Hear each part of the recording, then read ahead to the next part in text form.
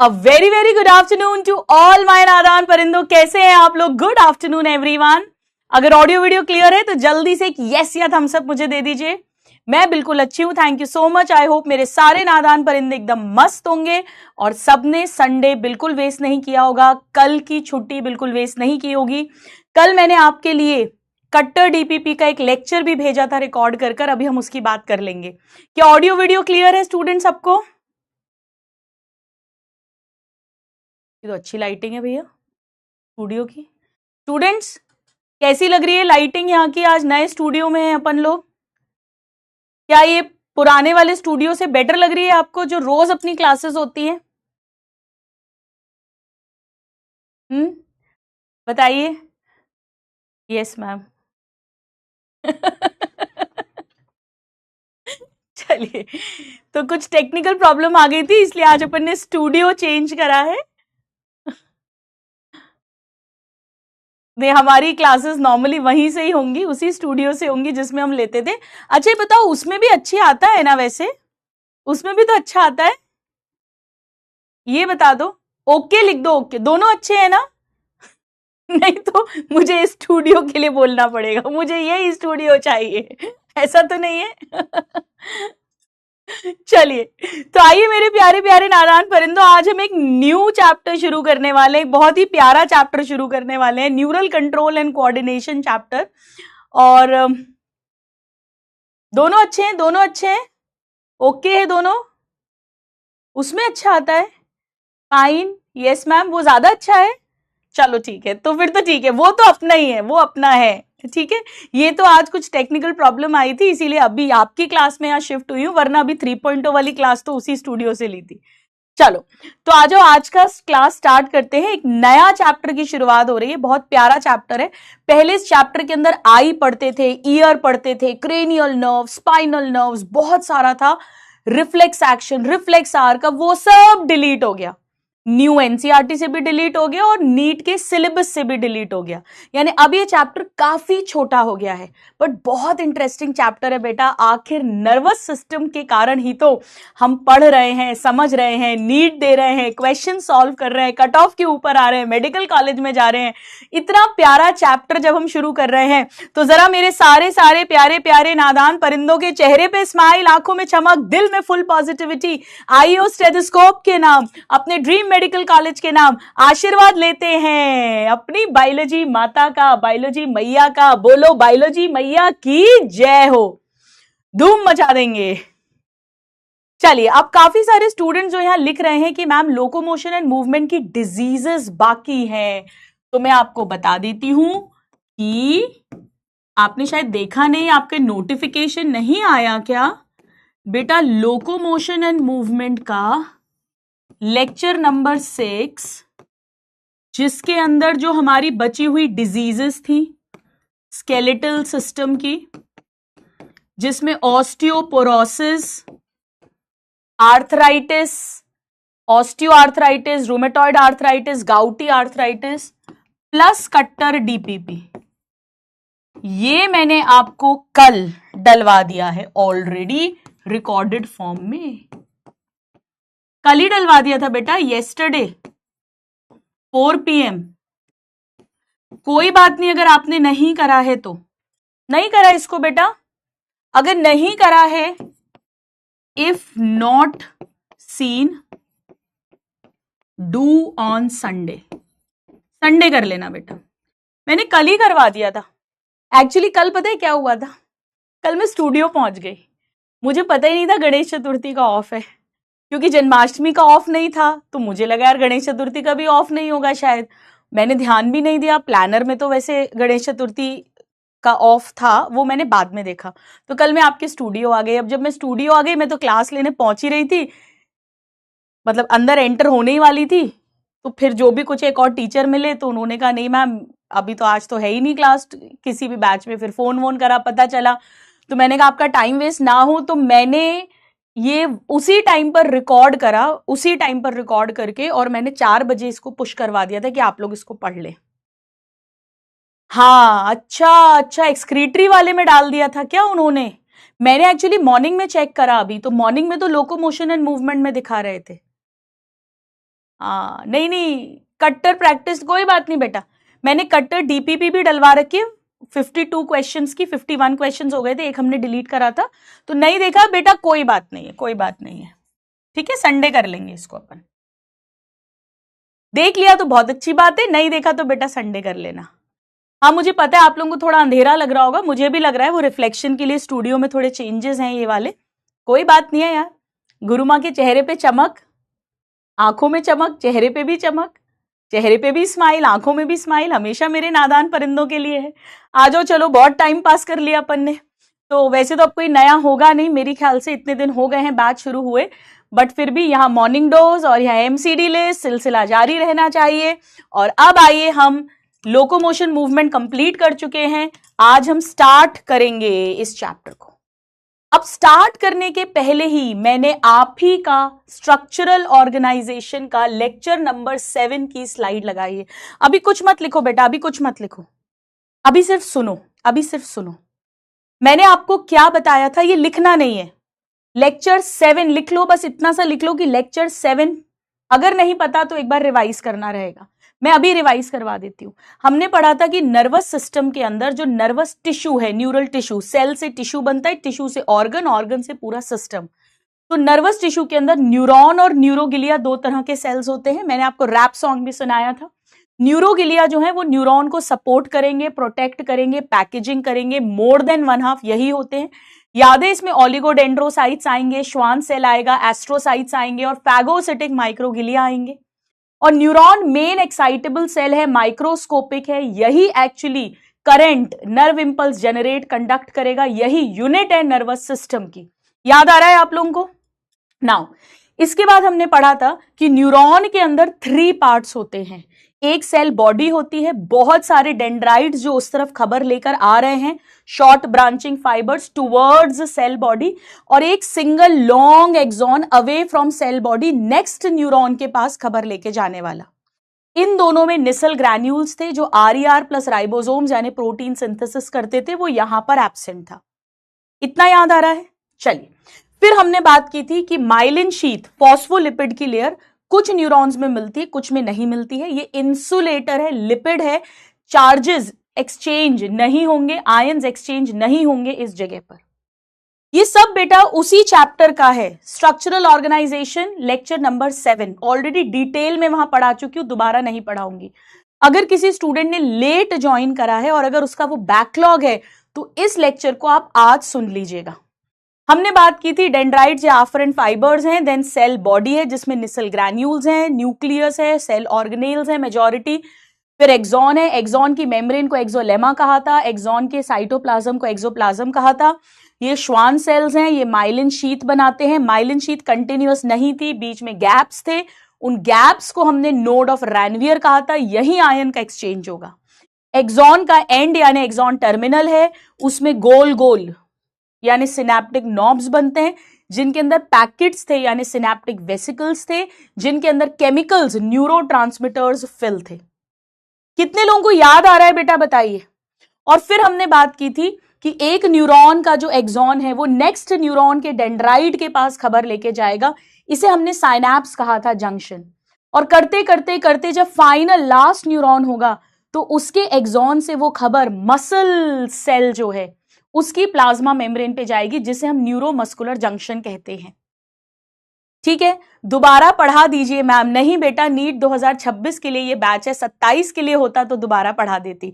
आप दोबारा से पढ़ लो, अगर किसी को याद नहीं आ रहा है तो लेक्चर नंबर तक लिख दिया है मैंने, 1.6 1.7 की स्पीड पर दोबारा से सुन लेना, मुश्किल से आधा घंटा लगेगा, बट वो आपकी ड्यूटी है, अभी मेरी नहीं। ठीक है, चलो अब आ जाओ, प्यारी प्यारी चैप्टर की जरा हेडिंग लिख लेते हैं, न्यूरल कंट्रोल एंड कोऑर्डिनेशन। बेटा शर्म करो, यकीन के नादान परिंदे होकर ऐसी बात करते हो कि गुरु माँ दोबारा पढ़ा दो, पूरा लेक्चर दोबारा पढ़ा दूं, वाह यार। चलो बेटा, न्यूरल का मतलब है नर्वस सिस्टम की बात हो रही है, नर्वस सिस्टम। अब लिखना शुरू करिए मेरे साथ। कंट्रोल का मतलब क्या होता है? अगर मैं आपको कंट्रोल कर रही हूं तो कैसे कंट्रोल करूंगी? मैं आपको कोई ऑर्डर दूंगी और वो आपको मानना पड़ेगा। तो कंट्रोल का मतलब होता है ऑर्डर देना, कमांड देना। चलो ये करो, अरे अभी तक PYQ लेक्चर नहीं पढ़ा, समरी लेक्चर पढ़कर आना, ये मतलब है। ठीक है, नाउ ठीक है, चलिए बेटा, एक स्टूडेंट जिसने लिखा है ना कि मैम दोबारा पढ़ा दो, और वो ऐसा लिख रहा है पैसे तो पूरे लिए हैं। बेटा मीत, तुम्हारा बहुत मुश्किल है सिलेक्शन होना, जिस हिसाब से तुम्हारी मानसिकता है। पैसे तो पूरे दिए तो बेटा पढ़ाया भी पूरा है। स्ट्रक्चरल ऑर्गेनाइजेशन इन एनिमल्स के लेक्चर 7 में पूरा पढ़ाया है। तो ये जो आपकी सोच है ये बहुत ही घटिया है। और आप एक डॉक्टर बनने की सोच रहे हो। डॉक्टर का दिमाग, मन तो इतना संवेदनशील होना चाहिए है। पैसे दिए हैं तो पैसे दिए तो पढ़ाया है बेटा। जिसको पढ़ना है पढ़ो, नहीं पढ़ना है मत पढ़ो। पूरा पढ़ाया है मैंने। आज बहुत बदतमीजी वाला ये कमेंट मेरे को दिखा। आज तक की मेरी पूरे टीचिंग में मैंने कभी इतना घटिया कमेंट नहीं देखा मेरी क्लास के अंदर। I have never seen such a सोच। इतनी गंदी थिंकिंग है आपकी यार। बेटा तुम्हारा बहुत मुश्किल है सिलेक्शन, सच बता रही हूं मैं। ऐसा बोलना तो नहीं चाहिए, मैं कभी किसी बच्चे के लिए नहीं बोलती हूं ऐसा, कभी नेगेटिव नहीं बोलती। मेरी आदत है या तो पॉजिटिव बोलती हूँ या मैं चुप रहती हूँ। लेकिन बोलना पड़ रहा है कि बहुत मुश्किल है। अगर इतनी घटिया सोच रखोगे तो हो ही नहीं सकता तुम पढ़ने वाले स्टूडेंट हो। और अगर तुम पढ़ने वाले स्टूडेंट नहीं हो तो बेटा 25 लाख में से 50,000 1 लाख में क्या आओगे तुम? पैसे गिनो, पैसे। कहीं गल्ले पे बैठो बेटा, यहां मत आओ। चलो, अब कोऑर्डिनेशन का क्या मतलब है, आ जाओ आपको समझाती हूं, बड़ा ध्यान से सुनना। अभी लिखना मत, जो अब मैं लिख रही हूं उसको लिखना मत, सिर्फ सुनना। नर्वस सिस्टम ऑर्डर देता है क्या? क्या ये सच है? आओ जरा समझते हैं। आपको याद है हमने breathing and exchange of gas पढ़ा था। अब ये सब लिखना मत बेटा। ब्रीदिंग और एक्सचेंज ऑफ गैसेस में हमने क्या पढ़ा था कि एक रेस्पिरेटरी रिदम सेंटर होता है मेड्यूला के अंदर। याद है बेटा? ये कमांड भेजता था तब हमारा डायफ्राम और एक्सटर्नल इंटरकॉस्टल मसल्स कॉन्ट्रैक्ट करते थे और तब जाकर इनहेलेशन होता था। फिर ये कमांड भेजना बंद करता था तो ये रिलैक्स करते थे और एक्सहेलेशन होता था। इसे भी कंट्रोल करता था पोंटाइन सेंटर, याद है आपको? पॉन्स के अंदर जब भी H आयन बढ़ जाते थे, CO2 बढ़ जाता था, तो फिर ये इसको कंट्रोल करता था, इंस्पिरेशन स्विच ऑफ करवाता था, फास्टर ब्रीदिंग करवाता था। याद आ रहा है? यानी ब्रीदिंग को नर्वस सिस्टम कंट्रोल कर रहा है। पॉन्स, मेड्यूला, ये ब्रेन के पार्ट्स हैं, ये कंट्रोल कर रहे हैं। अच्छा, हमने बॉडी फ्लूइड्स में क्या पढ़ा था? हमने पढ़ा था कि जो हमारा हार्ट है उसके अंदर SA नोड है राइट एट्रियम में, यहीं से करंट आता है, तभी हार्ट कॉन्ट्रैक्ट करता है, पेसमेकर। यानी हार्ट डायरेक्टली नर्वस सिस्टम से कंट्रोल नहीं है बट इनडायरेक्टली था। याद है आपको? सिंपैथेटिक और पैरासिम्पैथेटिक ऑटोनॉमस नर्वस सिस्टम के पार्ट्स थे। सिंपैथेटिक नर्वस सिस्टम हमारा हार्ट रेट, ब्लड प्रेशर सब इंक्रीज करवा सकता है, ये सब डिक्रीज करवा सकते हैं। यानी यहां भी हार्ट को इनडायरेक्टली नर्वस सिस्टम कंट्रोल कर रहा है। अच्छा, उसके बाद हमने एक्सक्रीटरी सिस्टम पढ़ा था। बेटा एक्सक्रीटरी सिस्टम में याद है जब urinary bladder almost half fill हो जाता था, उसकी जो मसल थी डेट्रूसर मसल, स्मूथ मसल, उसमें रिसेप्टर्स थे, स्ट्रेच रिसेप्टर्स, वो खबर लेके याद है सेंट्रल नर्वस सिस्टम के पास जाते थे, फिर वहां से मोटर सिग्नल्स आते थे और फिर जाकर यूरिनरी ब्लैडर की मसल्स कॉन्ट्रैक्ट करती थी, स्फिंक्टर की मसल रिलैक्स करती थी, तब जाके मिक्चुरेशन होता था यानी यूरिनेशन होता था। यानी एक्सक्रीशन में भी रोल है। याद आ रहा है? अच्छा, और कहां पढ़ा था हमने? लोकोमोशन एंड मूवमेंट पढ़ा। लोकोमोशन एंड मूवमेंट में तो कॉन्ट्रैक्शन की कहानी कहां से शुरू हुई थी? जब लास्ट न्यूरॉन से खबर न्यूरोमस्कुलर जंक्शन पर आई थी। याद है? किसी ने पिंच करा, sensory nerves central nervous system पे गई, वहां से मोटर नर्व्स आई, न्यूरोमस्कुलर जंक्शन पर आई, फिर जाके ये इंपल्स करंट सार्कोलेमा पे आया, फिर जाके कैल्शियम आयन रिलीज हुए सार्कोप्लाज्मिक रेटिकुलम से, ट्रोपोनिन के साथ जुड़े, हीरो हीरोइन एक्टिन मायोसिन जुड़े, क्रॉस ब्रिज बना। यानी पूरा कॉन्ट्रैक्शन, रिलैक्सेशन सब कुछ नर्वस सिस्टम से कंट्रोल्ड है। याद आ रहा है बेटा? यानी अभी तक जो भी हमने 4 चैप्टर्स पढ़े, breathing, body fluids, excretory, locomotion, सब कुछ को ऑर्डर या कमांड कहां से आया था? नर्वस सिस्टम से आया था।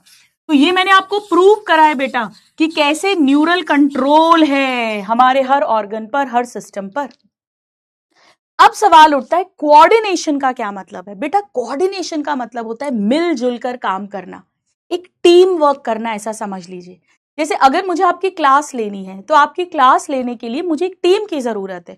भाई मैं अपनी पीपीटी बनाऊंगी, वैसे मैं तो अपनी सारी पीपीटीज खुद ही बनाती हूँ, बट मान लीजिए कि कोई डीटीपी ऑपरेटर की हेल्प लेता है तो ऑपरेटर ने टाइप करा, या मैंने कुछ क्वेश्चंस पेपर पे लिखे हैं वो मैंने ऑपरेटर को दिए, उन्होंने टाइप करे, आपकी पीपीटी बनी। फिर हम स्टूडियो में आए तो स्टूडियो पर्सन है, उसके लिए हमें लाइट वाला भी चाहिए, हमें टेक्नीशियन भी चाहिए जो स्मार्ट बोर्ड हैंडल करे, फिर आपका सिस्टम ओबीएस सिस्टम हैंडल करे जो ऐप के थ्रू आपकी क्लासेस जाती है। तो ऐसे करके फिर एक बैच मैनेजर होगा जिसको जब आपकी क्लास खत्म हो जाती है तो फिर आपका पीडीएफ जो है नोट्स का वो सेव करके मैं भेजती हूँ, उसके पास ये क्लास का लिंक जाता है, फिर वो बैच मैनेजर आपके बैच में ऐप के ऊपर इसे अपलोड करता है, और भी ना जाने कितने लोग इन्वॉल्व हैं, तब जाकर ये लेक्चर्स आप तक आते हैं। तो हम सब कोऑर्डिनेटेड वे में काम करते हैं। ऑपरेटर बोले नहीं मैं तो आज नहीं बना सकता, कैमरा पर्सन बोले शूटिंग पर्सन आज तो मैं आ ही नहीं सकता, तो अनकोऑर्डिनेशन होगा तो काम अच्छा नहीं होगा। ऐसे ही बेटा हमारा नर्वस सिस्टम जो है वो पूरी बॉडी को कोऑर्डिनेटेड रखता है। कैसे, आपको एक एग्जांपल देती हूँ। एनसीईआरटी ने बड़ा ब्यूटीफुल एग्जांपल दिया है, अभी लिखना मत। बेटा जब हमको बहुत ज्यादा स्ट्रेनियस एक्सरसाइज करनी है, अब आप जानते हो अगर ज्यादा एक्सरसाइज करनी है तो मसल्स को ज्यादा एनर्जी, ज्यादा एटीपी की जरूरत है, और ज्यादा एटीपी अगर चाहिए तो ग्लूकोज ज्यादा तोड़ना पड़ेगा, और ग्लूकोज का एरोबिक रेस्पिरेशन करना है तो ऑक्सीजन ज्यादा चाहिए। यानी जब भी एक्सरसाइज होगी तो हमारी ब्रीदिंग इंक्रीज हो जाती है, सांस फूलती भी है धीरे धीरे ताकि ऑक्सीजन अच्छे से आए।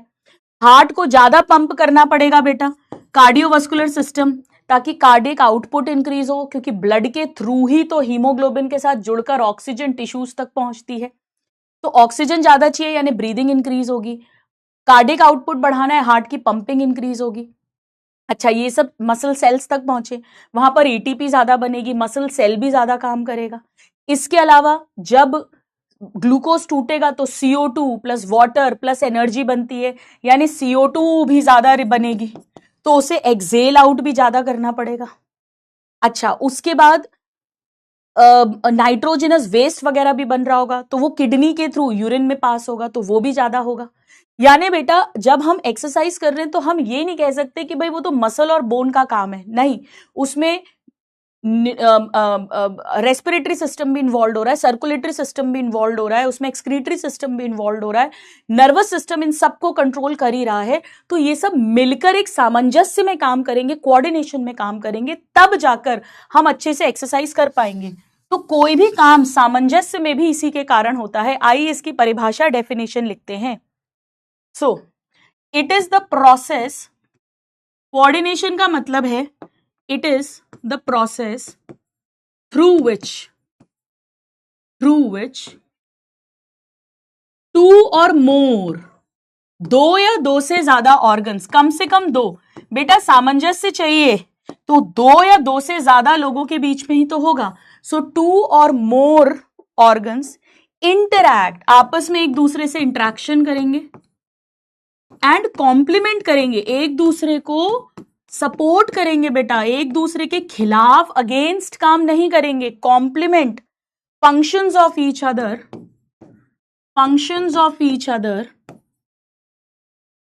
टू मेंटेन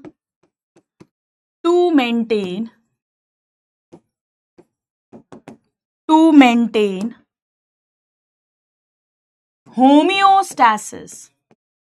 बेटा होमियो का मतलब होता है सेम, स्टैसिस मतलब एक बैलेंस बनाना, यानी बॉडी का बैलेंस बनाने के लिए सारे दो या दो से ज्यादा ऑर्गन्स मिलेंगे, एक दूसरे को हेल्प करेंगे, सपोर्ट करेंगे, कॉम्प्लीमेंट करेंगे।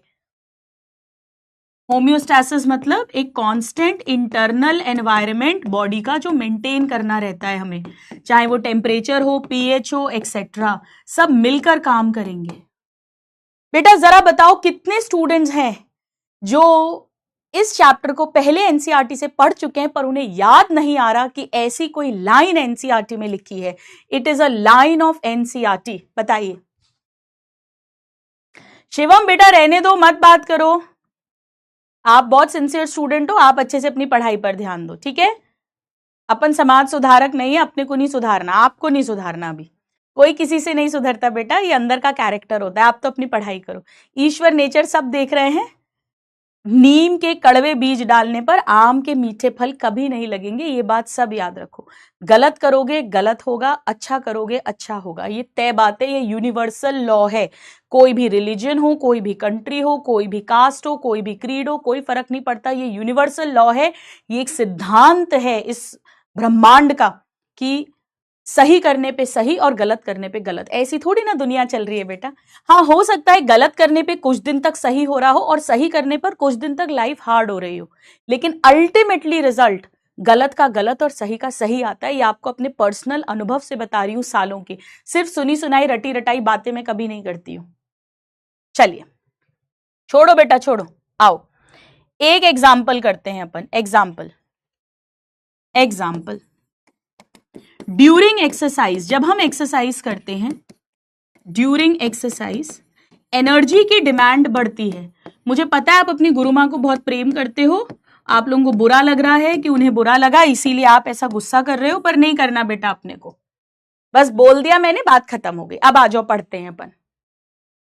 चलिए, तो एनर्जी डिमांड बढ़ेगी, मसल ज्यादा काम कर रही हैं, यानी मसल्स की एक्टिविटी ऑफ कोर्स इंक्रीज होगी बेटा, मसल्स की एक्टिविटी इंक्रीज होगी, यानी ऑक्सीजन की डिमांड ज्यादा होगी, मोर O2 नीडेड। बेटा एनसीईआरटी छाप रही हूं आपके दिमाग में बहुत ही इजी तरीके से। तो रेस्पिरेटरी रेट इंक्रीज होगी, देन हार्ट को ज्यादा काम करना है, पर मिनट ज्यादा ब्लड पंप करना है, हार्ट रेट इंक्रीज होगी, कार्डियक आउटपुट इंक्रीज होगा। कोई पूछना मत गुरु मां CO का क्या मतलब है। कार्डियक आउटपुट बेटा, वेसल्स के अंदर खून का फ्लो बढ़ेगा, क्योंकि ये वेसल्स ही तो ब्लड को लेकर जा रही हैं, उसी के अंदर ऑक्सीजन है, न्यूट्रिएंट्स हैं, सेल्स तक, टिश्यूज तक।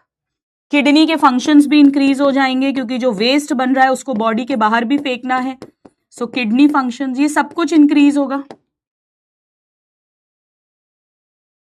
सब कुछ इंक्रीज होगा। यानी हम कह सकते हैं कि मसल्स, हार्ट, लंग्स बेटा, ब्लड वेसल्स, किडनी, ये सब आपस में कोऑर्डिनेटेड वे में काम कर रही हैं, कोऑर्डिनेटेड वे में। एनसीईआरटी की लाइंस हैं बेटा, एनसीईआरटी की लाइंस हैं, कोऑर्डिनेटेड वे में। जल्दी से नोट कर लीजिए।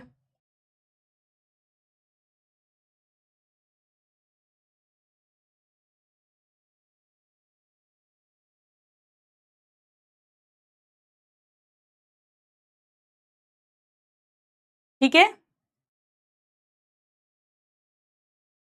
चलिए हो गया। अब हमारे बॉडी के अंदर ये सारा कोऑर्डिनेशन नर्वस सिस्टम तो करता ही करता है, लेकिन केमिकल कंट्रोल, हार्मोनल सिस्टम भी होता है। तो हमारे बॉडी के अंदर सारा कोऑर्डिनेशन, जैसे अभी लिखना मत, आप लोगों को अगर आइडिया हो, जब भी हमारे ब्लड के अंदर ग्लूकोज नॉर्मल से ज्यादा होती है, तो हमारा जो पैनक्रियाज है बेटा, उसके एक स्पेशल बीटा सेल्स हैं, वहां से इंसुलिन नाम का हार्मोन बनता है, हार्मोन। और ये इंसुलिन ब्लड में जाता है और ब्लड में जाके ग्लूकोज को कम करवा देता है, यानी नॉर्मल कर देता है। इसी तरह अगर ब्लड में ग्लूकोज कम हो रही है तो पैनक्रियास के अल्फा सेल से ग्लूकेगॉन निकलता है जो ग्लूकोज बढ़ाता है। इसी तरह, चलो ये भी छोड़ो, आपने किडनीज तो पढ़ लिया है मेरे से। हमें पता है कि जब भी हमारा ब्लड वॉल्यूम, ब्लड प्रेशर या GFR कम होती है, लो होती है, तो जक्स्टाग्लोमेरुलर अपैरेटस एक्टिवेट होता है, वहां से रेनिन हार्मोन निकलता है जो अल्टीमेटली एल्डोस्टेरोन हार्मोन निकलवाता है, और वो इन सबको अप करके नॉर्मल करता है। यानी बेटा हार्मोन्स भी रोल प्ले करते हैं होम्योस्टैसिस में, कोऑर्डिनेशन में। हार्मोन्स, और हार्मोन्स एंडोक्राइन ग्लैंड से बनते हैं, इसीलिए इस चैप्टर के बाद नेक्स्ट चैप्टर हम वही पढ़ेंगे। पर वहां हार्मोन्स कंट्रोल करते हैं जो केमिकल्स हैं, प्रोटीन है, स्टेरॉइड्स हैं, केमिकल्स हैं वो। और यहाँ न्यूरॉन्स यानी करंट, वेव्स, इंपल्सेस वर्क करेंगी। आइए इस बात को हम लिखते हैं। In human body coordination occurs through बेटा, एनसीईआरटी की लाइंस हैं, एक एक शब्द अकर्स थ्रू। अगर वो बोलें only nervous system, wrong. Only endocrine system, wrong.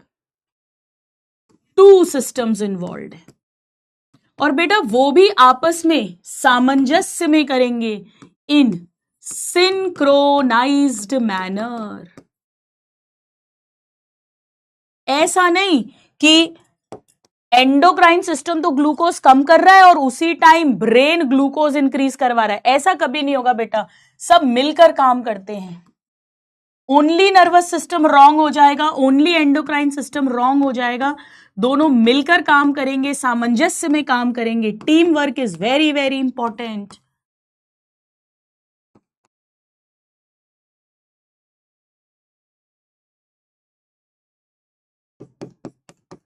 Neural system बोलो बेटा या नर्वस सिस्टम बोलो, एक ही बात होती है. चलो आओ इन दोनों में डिफरेंस देखते हैं. आओ डिफरेंस देखते हैं.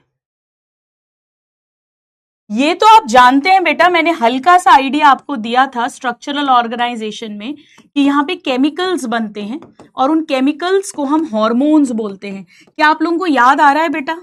डक्ट लेस ग्लैंड्स थे, डायरेक्ट खून के अंदर हार्मोन्स डालते हैं, याद आ रहा है? केमिकल्स के थ्रू. ये जो हार्मोन्स हैं दे आर प्रोड्यूस्ड बाय या सिक्रीटेड बाय एंडोक्राइन ग्लैंड्स. मैं नेक्स्ट चैप्टर में डिटेल्स में पढ़ाऊंगी. Pituitary, pineal, thyroid, parathyroid, adrenal, ये सब एंडोक्राइन ग्लैंड्स हैं. उसके बाद इन्हें खून में डाल दिया जाता है, रिलीज्ड इनटू ब्लड. बेटा याद है मैंने आपको कहा था कि अगर दूर टारगेट ऑर्गन है तो इतनी लंबी डक्ट नहीं हो सकती, तो ब्लड लेकर जाता है. जैसे पिट्यूटरी के अंदर ACTH हार्मोन बना, वो एड्रीनल ग्लैंड पर जाना है जो किडनी के ऊपर है. बेटा कितना लंबा डिस्टेंस तय करना है, किडनी यहां होती है, उसके ऊपर एड्रीनल है, ब्रेन के अंदर पिट्यूटरी, इतना लंबा रास्ता तय करना है तो ब्लड के थ्रू जाएगा. सो दूर टारगेट ऑर्गन पर जाकर काम करते हैं and reaches distant target organs. ये सब मैं आपको पढ़ा चुकी हूं बेटा, जब मैंने एनिमल टिश्यूज के अंदर एपिथेलियल टिश्यू पढ़ाया था. जब मैंने आपको एपिथेलियल टिश्यू पढ़ाया था तब मैंने ये सब बताया था. नाउ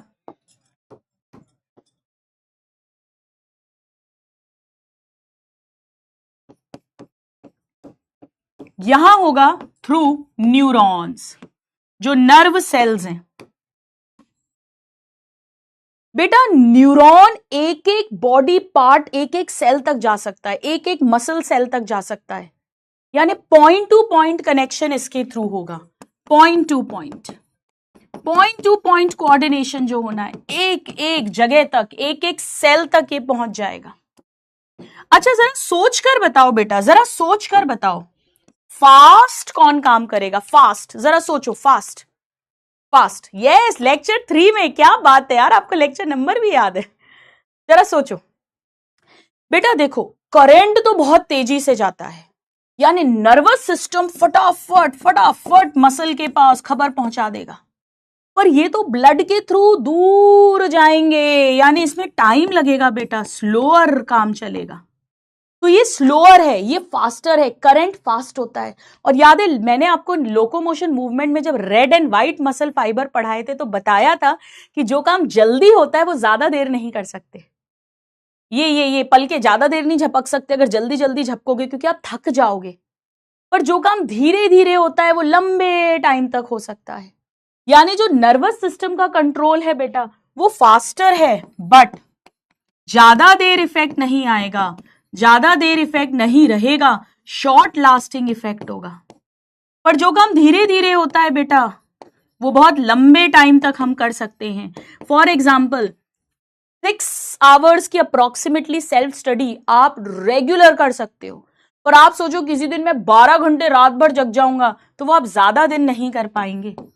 ये याद रखने का तरीका है. सो स्लो चीज हमेशा लॉन्ग लास्टिंग है और फास्ट चीज शॉर्ट लास्टिंग है. एनसीईआरटी की लाइन है, एक एक शब्द.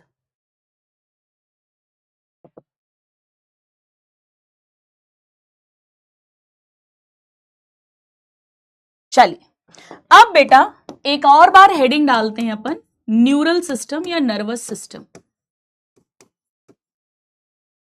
स्टूडेंट्स आपको याद है मैंने बताया था epithelial tissue all 3 germ layer से बनता है। कितनों को याद है? थम्स अप भेजो। Ectoderm, endoderm, mesoderm. Connective tissue पूरा मीजोडर्म से बना है, चाहे बोन हो, कार्टिलेज हो, ब्लड हो, एक्सेट्रा। एडिपोज टिश्यू हो, एरियोलर टिश्यू हो, डेंस, रेगुलर, इरेगुलर सब हो। मसल्स मोस्टली मीजोडर्म से बना था, except iris and ciliary body of eye वगैरह की मसल्स जो है, वरना मीजोडर्मल था। और न्यूरल टिश्यू मैंने आपको क्या पढ़ाया था, किसको याद है? एक्टोडर्मल। एक्सेप्ट बेटा याद है आपको एक माइक्रोगिलिया था, माइक्रोगिलिया, माइक्रोगिलिया फैगोसिटिक था ये, याद है बेटा? मैक्रोफेज की तरह था, बैक्टीरिया जर्म को पकड़कर खा जाएगा, जो भी नर्वस सिस्टम के अंदर ऐसा आएगा।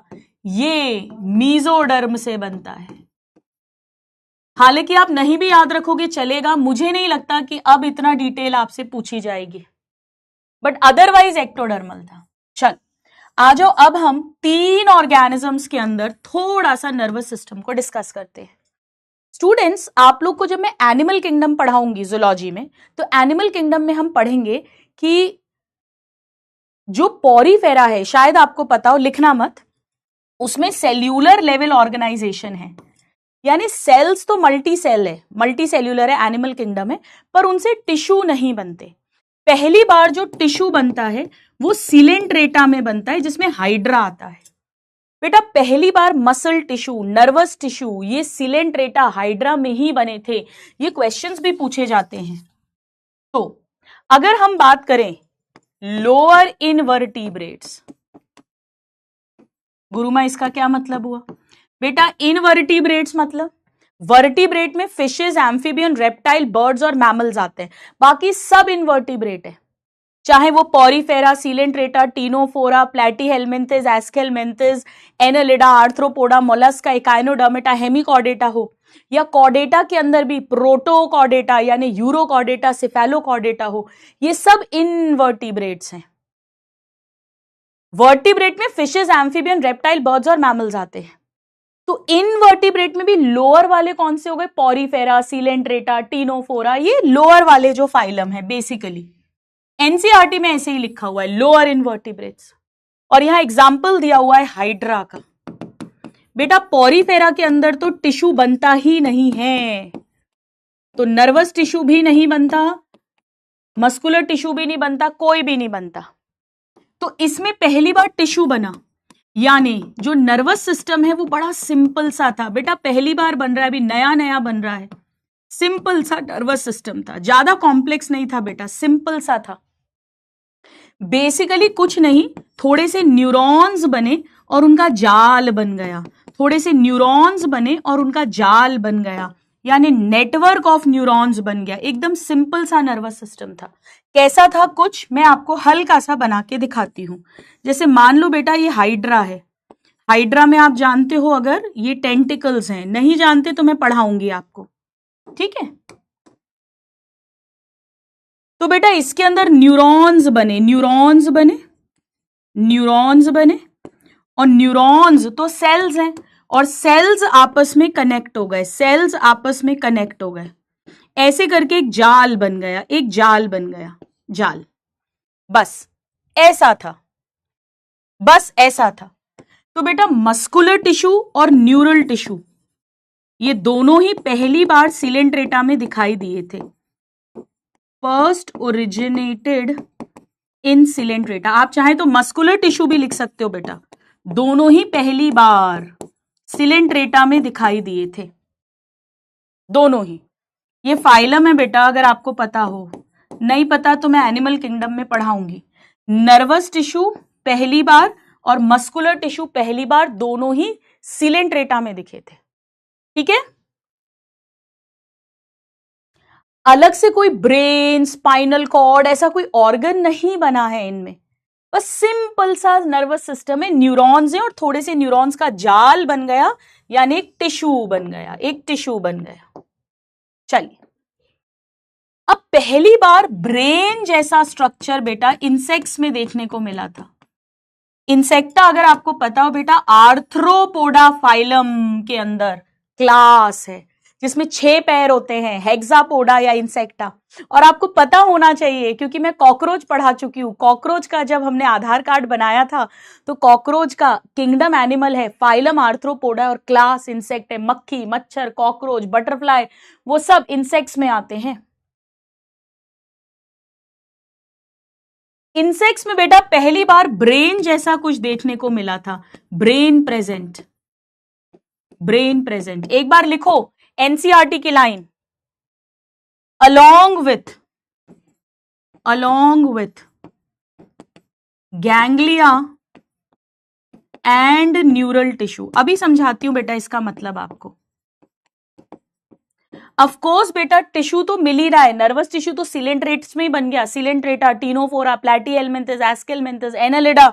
हम तो आर्थ्रोपोडा पर आ गए हैं, तो यहां पर न्यूरल टिश्यू तो है ही, उसके साथ गैंग्लिया और ब्रेन पहली बार यहां देखने को मिला। अब इसका क्या मतलब है, आ जाओ आपको बताती हूं। बेटा गैंग्लिया का मतलब होता है collection of cell bodies of neurons, cell bodies of neurons. बेटा न्यूरॉन एक सेल है, सेल के अंदर डेंड्राइट था, एक्सॉन्स थे और सेल बॉडी थी। सेल बॉडी के अंदर ही न्यूक्लियस है, यानी प्रोसेसिंग सारी यही होती है। बाकी तो खबर लाना और आगे लेके जाना वो काम करते हैं dendrite, axon. Main central processing unit CPU जो है मेन, वो सेल बॉडी है। तो सेल बॉडी के ग्रुप को, कलेक्शन को गैंग्लिया कहते हैं। अगर आप लोगों को कॉकरोच याद हो बेटा, हमने कुछ ऐसी फोटो बनाई थी कॉकरोच की जब मैंने नर्वस सिस्टम पढ़ाया था कॉकरोच का, याद करो जरा। हमने कुछ ऐसी फोटो बनाई थी, यहां पर मैंने सुप्रा ईसोफेजियल गैंग्लियन, यहां इंफ्रा ईसोफेजियल गैंग्लियन बताया था, 1-1 पेयर। याद है मैंने कहा था एक इधर है एक इस तरफ होगा, एक इधर है एक इस तरफ होगा।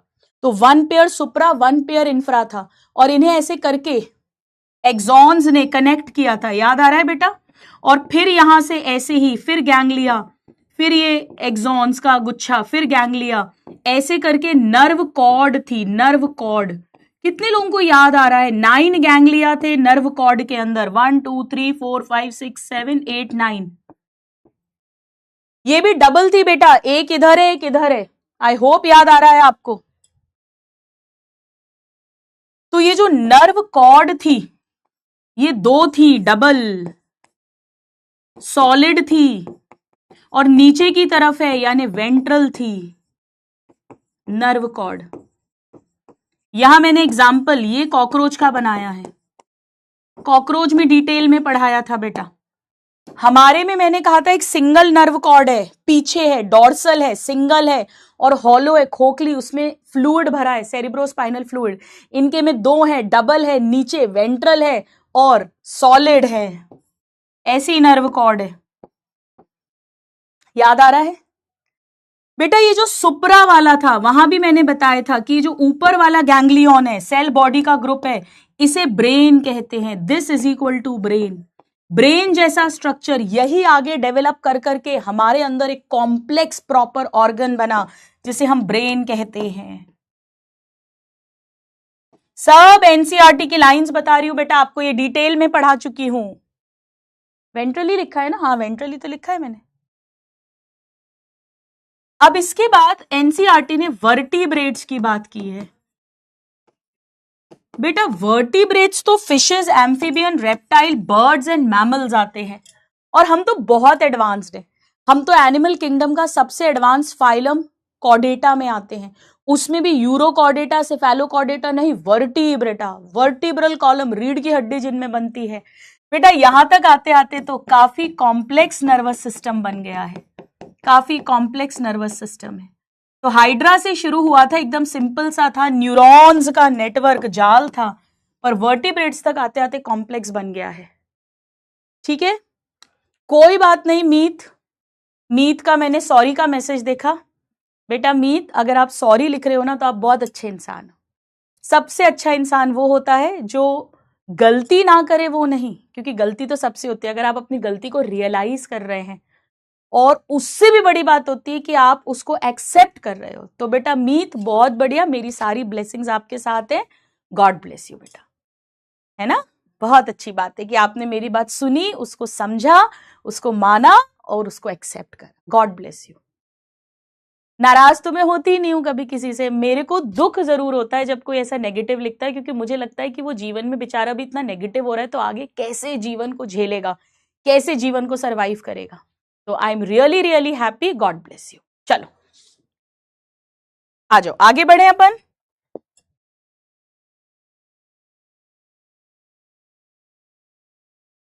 अब बेटा मैं आपको बताने वाली हूं types of neurons. Types of neurons, types of neurons. Heading डालो सब लोग। मैं न्यूरॉन का स्ट्रक्चर नहीं बता रही हूं क्योंकि वो मैं ऑलरेडी पढ़ा चुकी हूं। चलिए देखो बेटा, न्यूरॉन्स को 4-5 तरीके से डिवाइड करते हैं। Number of dendrite and axon. बड़ा ध्यान से सुनो, बहुत ध्यान से सुनो। देखो हमने क्या पढ़ा था, अभी बनाना मत। हमारे में कैसा बनाया था हमने डायग्राम, हमने ऐसा डायग्राम बनाया था। हमने एक एक्सॉन बनाया था, एक, और बहुत सारे डेंड्राइड थे, बहुत सारे डेंड्राइड बनाए थे मैंने। इसे बोलते हैं मल्टीपोलर। मल्टी मतलब बहुत सारे डेंड्राइड हैं, एक एक्सॉन है लेकिन डेंड्राइड बहुत सारे, मेनी डेंड्राइड्स। इसे बोलते हैं बेटा multipolar neuron. Multipolar neuron, multipolar. हमारे ब्रेन में, स्पाइनल कॉर्ड में ज्यादातर ऐसे ही न्यूरॉन्स होते हैं, ज्यादातर। So many dendrites with a single axon. Single axon, many dendrites and a single axon. So something like this, something like this. ये सारे सपोज करो डेंड्राइड्स हैं टुवर्ड्स सेल बॉडी, और ये एक सिंगल एक्सॉन है अवे फ्रॉम सेल बॉडी। हमारा जितना भी ब्रेन है बेटा, मैं बताऊंगी, ब्रेन का आउटर पार्ट उसे सेरिब्रल कॉर्टेक्स कहते हैं। मतलब हमारा पूरा नर्वस सिस्टम जो है बेटा, ज्यादातर न्यूरॉन्स ऐसे ही हैं। ज्यादातर न्यूरॉन्स हमारे अंदर मल्टीपोलर हैं, ज्यादातर न्यूरॉन्स। चलो अब मैं दूसरा नाम लिखती हूं, बायपोलर। बेटा नाम में ही कहानी छुपी हुई है। बायपोलर, बाय मतलब टू, यानी जैसे ये सेल बॉडी है, एक डेंड्राइड होगा जो टुवर्ड सेल बॉडी इंफॉर्मेशन लेकर आएगा, और एक एक्सॉन होगा। एक डेंड्राइड और एक axon, one dendrite and one axon. तो बायपोलर, टू ही फाइबर्स होंगे। आओ चलो लिखते हैं हम, one dendrite and one axon. ये आई खबर और ये गई खबर।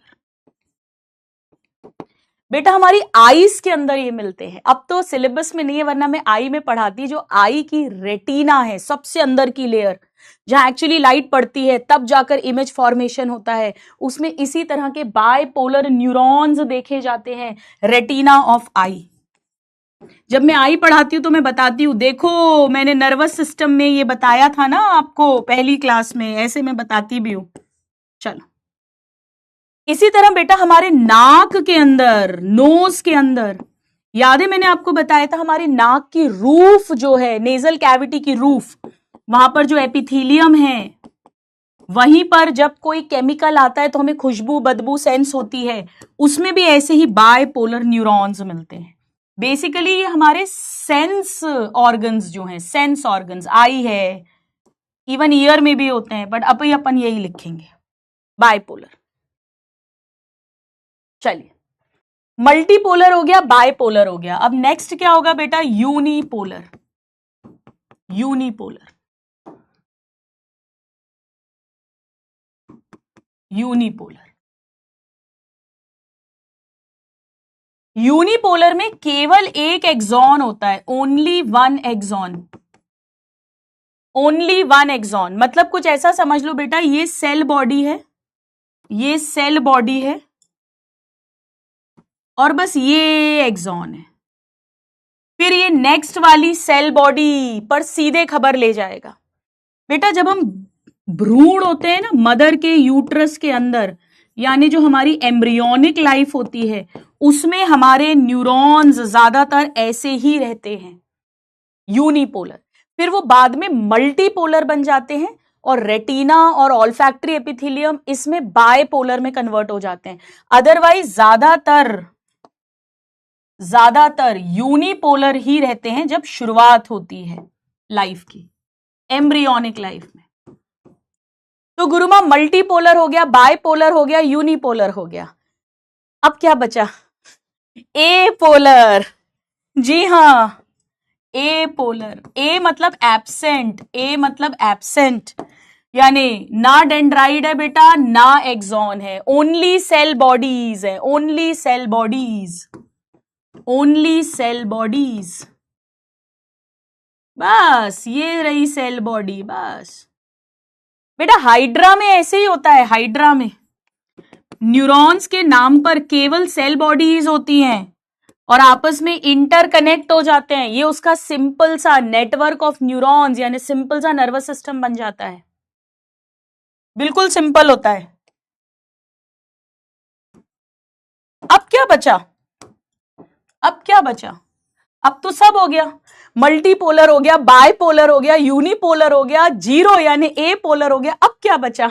अब मैं बता रही हूं जो आउट ऑफ एनसीईआरटी है, अब मैं बता रही हूं जो आउट ऑफ एनसीईआरटी है। और बेटा पहले बहुत क्वेश्चन पूछते थे इससे, अब कुछ साल से क्वेश्चंस हालांकि नहीं आए, पहले जब अलग अलग एग्जाम्स होते थे तो बहुत क्वेश्चन आता था, और वो है सूडो यूनिपोलर। सूडो यूनिपोलर अब इसलिए नहीं पूछते बेटा, अब स्पाइनल कॉर्ड भी अपने सिलेबस से हट गई है डिटेल्स, वरना स्पाइनल कॉर्ड के अंदर एक एरिया में ये मिलते हैं, स्पाइनल कॉर्ड के अंदर। एक्चुअली इसमें होता क्या है स्टूडेंट, ये कुछ ऐसा दिखता है, बना के दिखा रही हूं आपको, बनाओ ऐसा।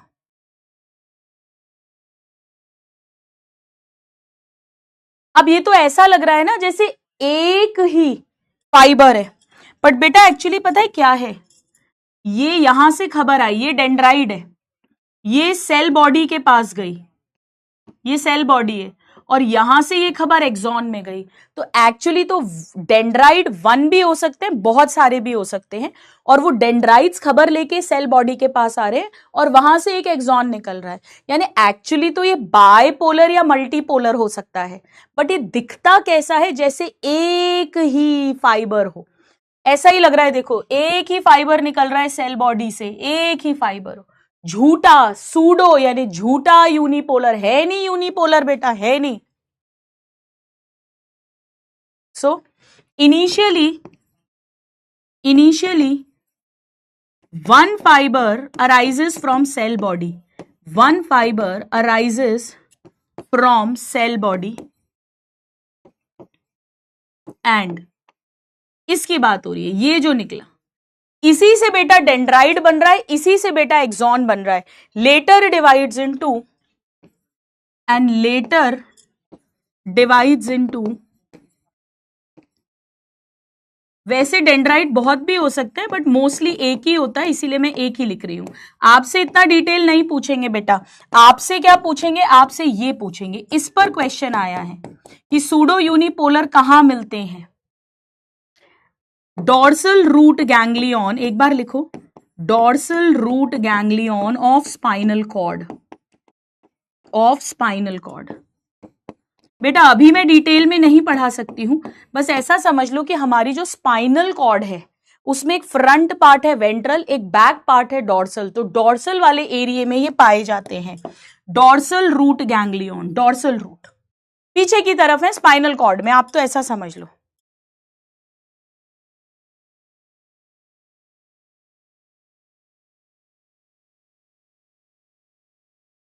लिख लिया?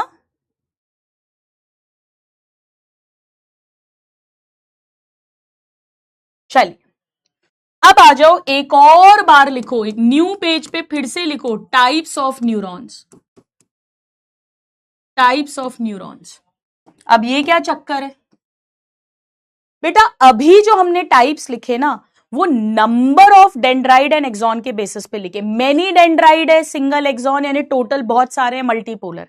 One dendrite one axon, total 2 है, बाइपोलर।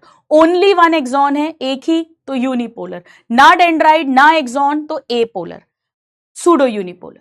यहां पर हम बात कर रहे हैं कि अगर न्यूरॉन में जो एक्सॉन है अगर उसमें माइलिन शीथ प्रेजेंट है तो माइलिनेटेड, और अगर नहीं प्रेजेंट है तो अनमाइलिनेटेड या नॉन माइलिनेटेड न्यूरॉन। सो माइलिनेटेड या इसी को बेटा मेड्यूलेटेड भी बोलते हैं, मेड्यूलेटेड, और अनमाइलिनेटेड या नॉन माइलिनेटेड या नॉन मेड्यूलेटेड न्यूरॉन, एक ही बात है, एक ही बात है। चलिए आइए दोनों में डिफरेंस समझते हैं, दोनों में डिफरेंस समझते हैं। स्टूडेंट्स क्या आपको याद है मैंने बताया था कि श्वान सेल जो है, श्वान सेल ये माइलिन शीथ बनाता है और ओलिगोडेंड्रोसाइट भी माइलिन शीथ बनाता है। कितने बच्चों को याद है जरा बताइए मुझे, कितने स्टूडेंट्स को याद है? सो यहां पर myelin sheath is formed. Myelin sheath मैंने बताया था आपको कि फॉस्फोलिपिड की बनी है, स्फिंगोमाइलिन नाम का फॉस्फोलिपिड होता है, और ये इंसुलेटर है, यहां पर आयंस वगैरह एक्सचेंज नहीं होंगे। बाय, याद आया? नाउ मैंने आपको ये भी लिखवाया था वहां पे, अगर आपको याद हो, कि श्वान सेल्स और ओलिगोडेंड्रोसाइट्स ये दोनों बेसिकली न्यूरोगिलिया हैं। न्यूरोगिलिया ये पेरिफेरल नर्वस सिस्टम यानी नर्व्स जो है हमारी नर्व्स, और ये सेंट्रल नर्वस सिस्टम यानी जो हमारा ब्रेन और स्पाइनल कॉर्ड ऑर्गन्स हैं उनके अंदर माइलिन बनवाएंगे। तो श्वान सेल पीएनएस में और ओलिगोडेंड्रोसाइट सीएनएस में। ये बात मैंने आपको लिखवाई भी थी बेटा, ये बात मैंने आपको लिखवाई भी थी। सेंट्रल नर्वस सिस्टम में ब्रेन और स्पाइनल कॉर्ड आते हैं, तो वो भी ऑर्गन्स हैं नर्वस सिस्टम के, यानी उनके अंदर भी न्यूरॉन्स होंगे। वहां पर ओलिगोडेंड्रोसाइट्स जो हैं उनके एक्सॉन के चारों तरफ माइलिन शीथ बनवाएंगे, और जो नर्व्स हैं हमारी सेंसरी नर्व्स, मोटर नर्व्स, खबर लेकर आ रही है, खबर लेकर जा रही है, कमांड लेके जा रही है, उनमें श्वान सेल ये काम करेंगे। चलिए, यानी इसके अंदर कुछ ऐसा होगा, अगर ये एक्सॉन है, ये एक्सॉन टर्मिनल है, ये साइनैप्टिक नॉब्स हैं, उसके अंदर साइनैप्टिक वेसिकल्स हैं जिसमें न्यूरोट्रांसमीटर नाम का केमिकल भरा है। मैं अभी इसे लेबल नहीं कर रही हूं बेटा, मैं इसे लेबल नहीं कर रही हूं। और ये मान लीजिए श्वान सेल है बेटा, ये एक श्वान सेल है पूरा, ये एक और श्वान सेल है, ये एक और श्वान सेल है, ये इसका न्यूक्लियस है, ये न्यूक्लियस है, ये न्यूक्लियस है। तो ये बेटा श्वान सेल या ओलिगोडेंड्रोसाइट में से कुछ भी एक है, कोई भी एक है। मैं श्वान सेल, चलो अच्छे से थोड़ा सुंदर लेबल कर देती हूं, श्वान सेल। नर्व होगी तो श्वान सेल है, और ब्रेन या स्पाइनल कॉर्ड वाला न्यूरॉन होगा तो ओलिगोडेंड्रोसाइट है। और ये बेटा माइलिन शीथ बनाएगा, पर बीच बीच में गैप्स होंगे, उन गैप्स को हमने नोड ऑफ रैनवियर कहा था। ये माइलिन शीथ है बेटा, बीच में गैप्स होंगे, बीच में गैप्स होंगे। याद आ रहा है? सो ये पिंक कलर से जो बनाई है मैंने, ये माइलिन शीथ है, और इनके बीच में जो गैप है ये नोड ऑफ रैनवियर है। ये सब मैं आपको पढ़ा चुकी हूं लेक्चर नंबर 7 स्ट्रक्चरल ऑर्गेनाइजेशन के अंदर। नाउ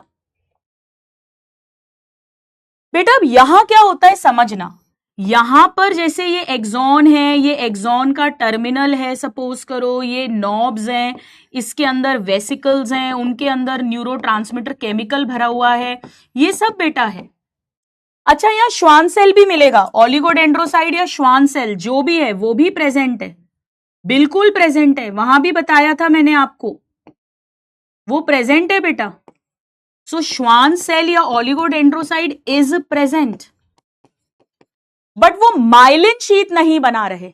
श्वान सेल 100% न्यूरॉन्स में है, श्वान या oligodendrocyte, but here they are not producing myelin. This is very very important. Schwann cells दोनों में है बेटा, या ओलिगोडेंड्रोसाइट जो भी, बट वो माइलिन नहीं बना रहे हैं इन न्यूरॉन्स के अंदर, बट डू नॉट सिक्रीट और produce, do not secrete myelin sheath. Myelinated में माइलिन शीथ प्रेजेंट है, नॉन माइलिनेटेड में माइलिन शीथ एब्सेंट है, बट श्वान सेल यहां भी प्रेजेंट है। जल्दी से नोट कर लीजिए। क्लियर है सबको यहां तक बेटा? यस या थम्स अप दे दो सीरियस वाले स्टूडेंट्स।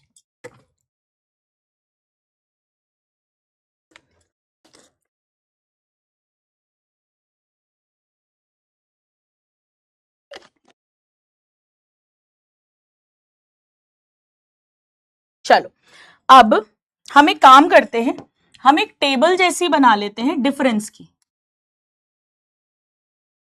कैरेक्टर यहां लिख देती हूं मैं, सपोज फर्स्ट कॉलम में, then myelinated neuron and unmyelinated या नॉन माइलिनेटेड, एक ही बात है, न्यूरॉन। चलो आओ देखते।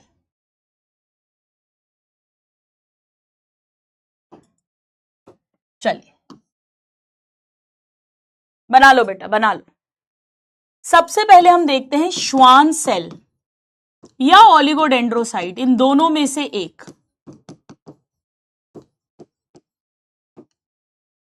फिर हम देखेंगे माइलिन शीथ, फिर हम देखेंगे नोड ऑफ रैनवियर। पहले ये तीन बातों के बारे में बात करते हैं। स्टूडेंट्स मैंने अभी आपको बताया 100% न्यूरॉन्स के अंदर या तो श्वान सेल या तो ओलिगोडेंड्रोसाइट प्रेजेंट है, बट माइलिनेटेड में माइलिन शीथ बनेगी, यहां नहीं बनेगी। बेटा अगर माइलिन शीथ ही नहीं बनेगी तो उनके गैप्स यानी नोड ऑफ रैनवियर का सवाल ही नहीं उठता। तो जहां माइलिन शीथ है वहां नोड ऑफ रैनवियर है, और जहां माइलिन शीथ एब्सेंट है वहां नोड ऑफ रैनवियर भी एब्सेंट है। नाउ साल्टेटरी या जंपिंग कंडक्शन। स्टूडेंट्स ये मैं आपको अभी डिटेल में नहीं बता पाऊंगी, अभी डिटेल में नहीं बता पाऊंगी। एक्चुअली जो आयन का एक्सचेंज है वो वहां होगा जब माइलिन शीथ नहीं है। बेटा यहां तो पूरे में ही माइलिन शीथ नहीं है तो पूरे में करंट रहता है, पर यहां पे करंट जंप कर करके हमें दिखेगा। अभी समझ नहीं आएगा, मतलब यहां एक्सचेंज होगा, फिर करंट यहां होगा नेक्स्ट, फिर नेक्स्ट करंट यहां होगा, ऐसे जंप कर करके जाएगा। बेटा इस कारण से मैं सिखाऊंगी 20 गुना 20 टाइम्स फास्टर कंडक्शन हो जाता है माइलिनेटेड के अंदर। 20 टाइम्स फास्टर कंडक्शन होता है बेटा, 20 टाइम्स फास्टर। यहां ऐसा जंपिंग नहीं होगा, यहां तो पूरे में करंट रहेगा। 20 times faster conduction of nerve impulse, of nerve impulse. अब स्टूडेंट्स मैं सबसे इंपॉर्टेंट बात पढ़ा रही हूं जो बच्चे भूल जाते हैं, वो है कि ये कहां मिलते हैं। Very important. एक तो ये पॉइंट इंपॉर्टेंट है कि श्वान सेल दोनों में मिलते हैं, बट माइलिन शीथ केवल माइलिनेटेड में बनती है। तो जहां माइलिन शीथ होगी वही नोड ऑफ रैनवियर होगा, वही जंपिंग कंडक्शन होगा। बेटा अब जो लाइन बता रही हूं ये जनरली स्टूडेंट्स मिस कर देते हैं, they forget about it and it is a line of NCERT. ये मिलते हैं क्रेनियल एंड स्पाइनल नर्व्स में। जरा बताओ कितने स्टूडेंट्स हैं जिन्होंने ये चैप्टर पहले पढ़ा है पर उन्हें ये याद नहीं है। बेटा हमारे ब्रेन और स्पाइनल कॉर्ड के पास जो भी नर्व्स खबर लेकर जाती हैं या वहां से कमांड लेकर आती हैं उन सब में माइलिनेटेड न्यूरॉन्स हैं, क्योंकि बहुत फास्टर कंडक्शन चाहिए। जबकि जो हमारी somatic and autonomic nervous system है, मैं अभी बताऊंगी बेटा ये क्या है, मैं अभी बताऊंगी, अभी पढ़ाऊंगी आपको, उनके अंदर अनमाइलिनेटेड वाले ज्यादा हैं। ये एनसीईआरटी की लाइन है और इस पर एज इट इज क्वेश्चन आएगा, एज इट इज क्वेश्चन आएगा बेटा, एनसीईआरटी की लाइन है। मैं इसे कैसे याद कराती हूं, MSC, सो MSNC। अब आप इतनी अक्ल लगाना कि सोमैटिक मत बना देना इस एस को, बेटा क्रेनियल स्पाइनल साथ में याद हो जाता है, क्योंकि ब्रेन स्पाइनल कॉर्ड साथ में, दोनों ही सेंट्रल नर्वस सिस्टम है, तो ऐसे करके याद हो जाएगा। ठीक है, याद है ना, वेरी गुड बेटा।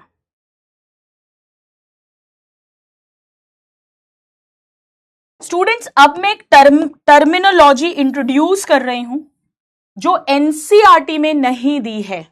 Now this I am teaching out of NCERT, पर ये मैं इसीलिए बता रही हूं क्योंकि आपको इस पे कई जगह क्वेश्चंस दिखेंगे, और वो एक शब्द है न्यूरीलेमा।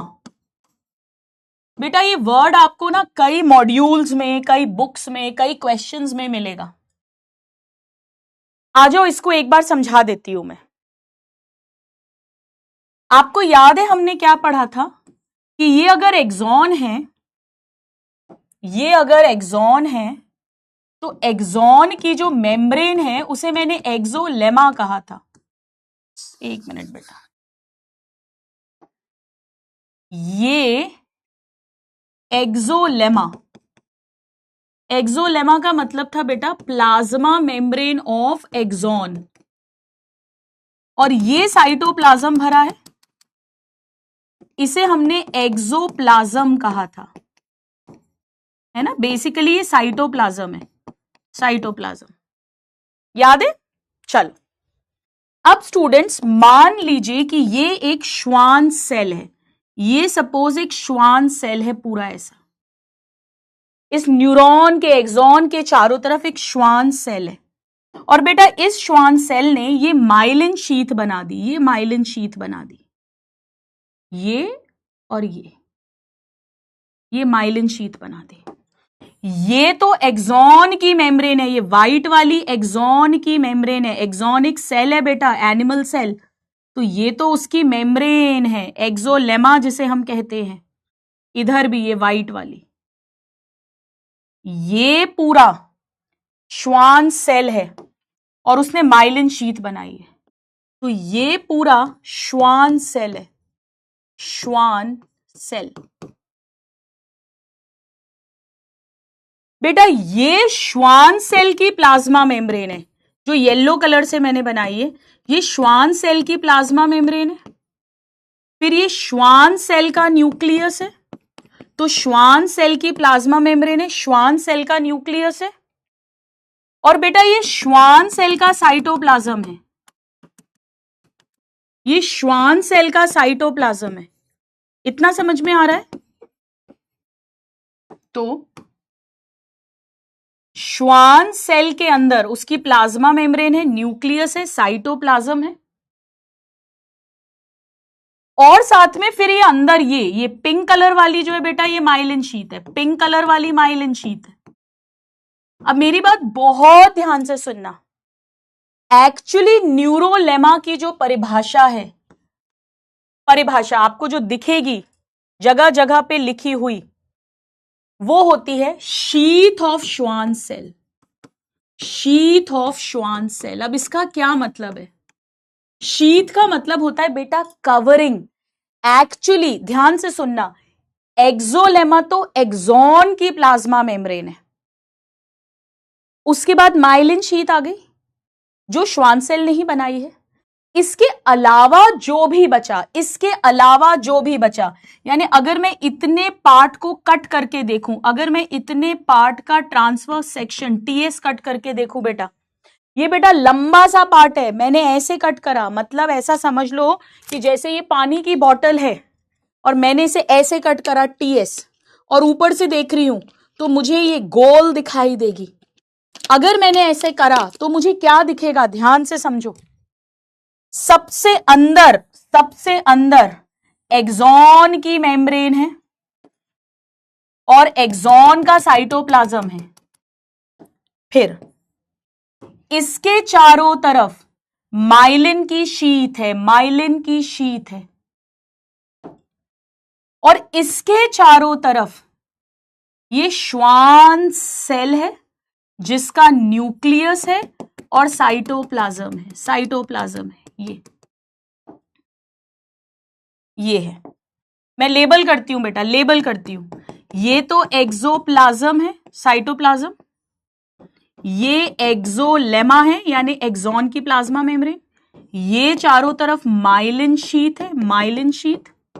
और बेटा अब जो भी बचा, अब जो भी बचा, अब जो भी बचा, अब जो भी बचा, क्या बचा बेटा, ये पूरा पार्ट, ये पूरे पार्ट की बात कर रही हूं मैं, ये पूरा पार्ट, ये पूरा पार्ट, ये न्यूरीलेमा है, इसे न्यूरीलेमा कहते हैं। यानी ये पूरा टोटल मिलाकर, ये पूरा टोटल मिलाकर न्यूरीलेमा है। ये आपको अलग अलग मॉड्यूल्स अगर आपने कभी कहीं पढ़े, वैसे पढ़ने की कोई जरूरत नहीं है, कई बार क्वेश्चंस में न्यूरीलेमा और एक्सोलेमा वर्ड में बच्चे कंफ्यूज हो जाते हैं, इसे न्यूरीलेमा कहते हैं। सिर्फ एक आइडिया के लिए आपको बता रही हूं।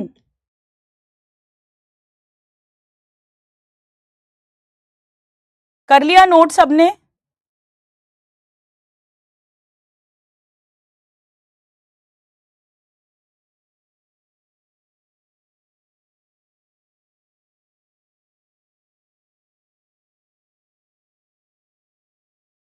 बेटा अब एक चीज नोट करके और लिखना, नोट, कुछ वर्ड्स हैं जो बार बार आएंगे, जैसे एक प्लेक्सस वर्ड बार बार आएगा, प्लेक्सस।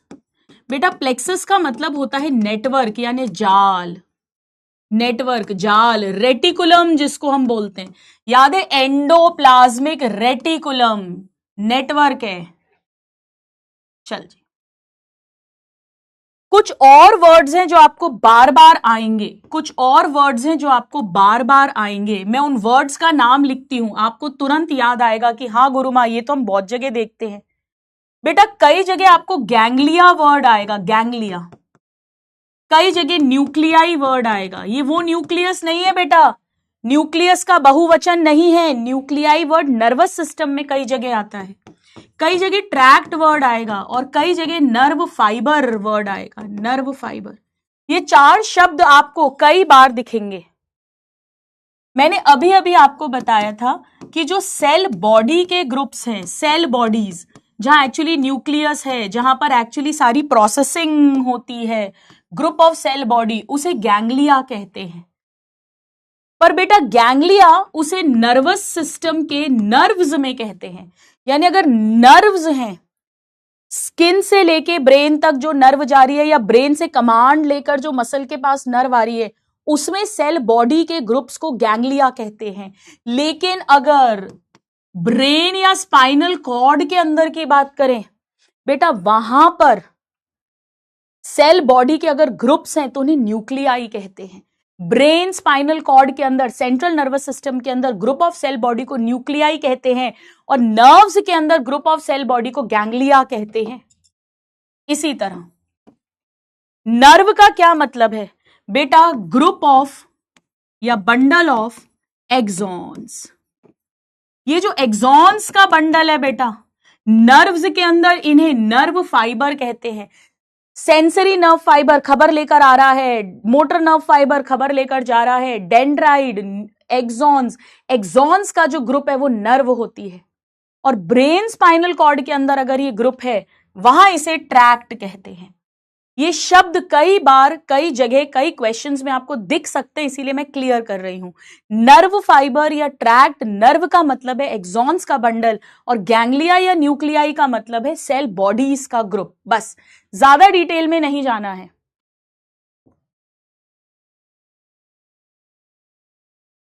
अब आइए स्टूडेंट्स, एक न्यू पेज लीजिए और हेडिंग डालिए ह्यूमन नर्वस सिस्टम। प्लीज एक हेडिंग डालो, ह्यूमन नर्वस सिस्टम। बेटा हमारे नर्वस सिस्टम को 2 पार्ट्स में डिवाइड करते हैं, बड़ा ध्यान से सुनना। पहला है जो सेंटर में है, सेंटर में ब्रेन है, जो क्रेनियम ब्रेन बॉक्स, याद है 8 bones, frontal 1, 2 parietal, 2 temporal, 1 occipital, 1 sphenoid, 1 ethmoid, इसके अंदर प्रोटेक्टेड है। और दूसरी ब्रेन के नीचे स्पाइनल कॉर्ड कंटिन्यू करती है, जो वर्टिब्रल कॉलम रीढ़ की हड्डी के अंदर प्रोटेक्टेड है। ये सेंटर में है बेटा, तो इसे कहते हैं सेंट्रल नर्वस सिस्टम। तो हमारे नर्वस सिस्टम को 2 पार्ट्स में डिवाइड करते हैं। पहला है सेंट्रल नर्वस सिस्टम, जो सेंटर में है, central nervous system, central nervous system. और इसके अंदर आता है एक ब्रेन, मस्तिष्क, और दूसरा spinal cord. Brain and spinal cord दोनों ऑर्गन्स हैं। इसके अंदर न्यूरॉन्स होंगे, न्यूरोगिलिया होगी।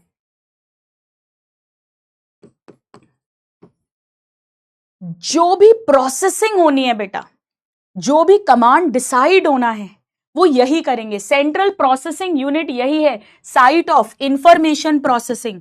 जो भी इंफॉर्मेशन इनके पास आएगी, किसी ने पिंच करा, कोई लाइट रेज आ रही हैं, कोई साउंड वेव्स आ रही हैं, कोई खुशबू आ रही है, बदबू आ रही है, क्या करना है क्या नहीं करना है, आपस में जो सबका ऑर्गन्स का सामंजस्य बिठाना है, कमांड देना है, वो सब बेटा मेन यही करते हैं। सारी प्रोसेसिंग, कमांड, वो सब कुछ यही डिसाइड किया जाता है, यही डिसाइड किया जाता है। लेकिन ब्रेन स्पाइनल कॉर्ड के पास खबर कहां से आएगी? सेंस ऑर्गन से आएगी बेटा, हमारी स्किन से आएगी, या तो कुछ गरम गिरा, ठंडा गिरा, पिंच करा, प्रेशर दिया, पुश करा, या आईज के थ्रू आएगी लाइट रेस, या कानों के थ्रू साउंड वेव्स, या नाक के थ्रू कोई केमिकल आएगा, या कुछ मुंह में रखा खट्टा कड़वा जो भी टेस्ट। तो जो खबर लेकर आएंगी उन्हें बेटा सेंसरी नर्व्स बोलते हैं, क्योंकि वो सेंस ऑर्गन से खबर लेकर आ रही हैं। और फिर यहां प्रोसेसिंग होगी, और फिर कमांड लेकर जो जाएंगी वो मोटर नर्व्स होती हैं। आपको बताया था लोकोमोशन एंड मूवमेंट में कमांड कहां जाएगा बेटा, या तो मसल के पास जाएगा, तो मसल कॉन्ट्रैक्ट रिलैक्स करेगी, मूवमेंट होगा, या किसी ग्लैंड के पास जाएगा तो वहां से कुछ प्रोड्यूस होगा। जैसे इमरती की खुशबू आई, खबर पहुंची सेंट्रल नर्वस सिस्टम के पास, उसने मोटर नर्व भेजी और वो सलाइवरी ग्लैंड के पास गई, और सलाइवरी ग्लैंड से सलाइवा बनने लगा, जिसे कहते हैं मुंह में पानी आ गया। तो जो खबर लेकर आएंगी सेंसरी नर्व्स, जो कमांड लेके जाएंगी मोटर नर्व्स, यानी ये सब नर्व्स हैं, सेंट्रल नर्वस सिस्टम को लेकर आ रही हैं, वहां से कमांड लेके जा रही हैं, तो इन्हें कहते हैं पेरीफेरल नर्वस सिस्टम। तो एक है सेंट्रल नर्वस सिस्टम, तो दूसरा हो गया पेरीफेरल नर्वस सिस्टम, जिसमें सारी नर्व्स आ जाएंगी। सेंट्रल नर्वस सिस्टम में तो 2 मेन ऑर्गन्स आ गए, ब्रेन, स्पाइनल कॉर्ड, और बाकी जो बचा वो है पूरा peripheral nervous system. Now so this comprises of all the nerves associated with CNS। Brain spinal cord की तरफ जो भी खबर लेकर आए या उनसे कमांड लेकर जाए, जितनी भी नर्व्स हैं वो सब इसमें आ जाएंगी। सारी के सारी नर्व्स, जितनी भी नर्व्स हैं वो सब इसका पार्ट है। ठीक है,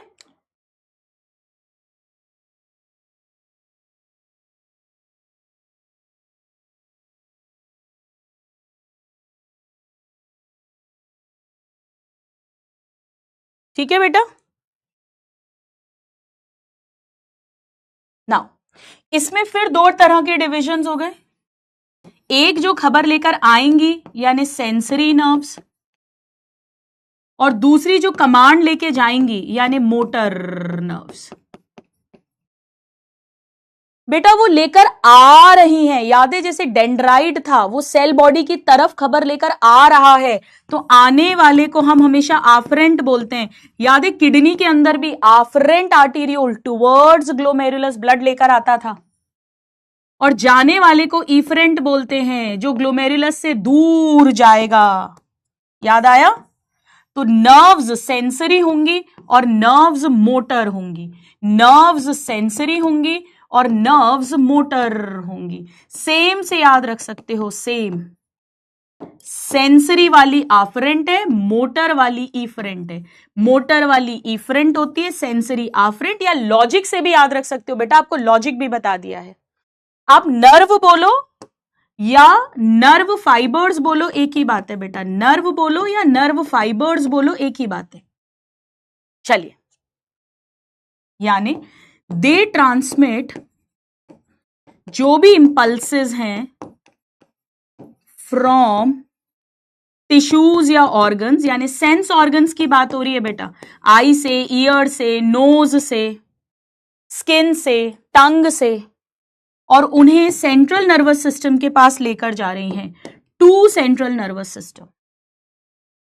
यानी शॉर्ट में अगर मैं लिखूं तो सेंस ऑर्गन से शुरू होगी और सेंट्रल नर्वस सिस्टम पर आकर खत्म होगी, इसीलिए इसे सेंसरी नर्व्स कहते हैं। सेंसरी नर्व्स,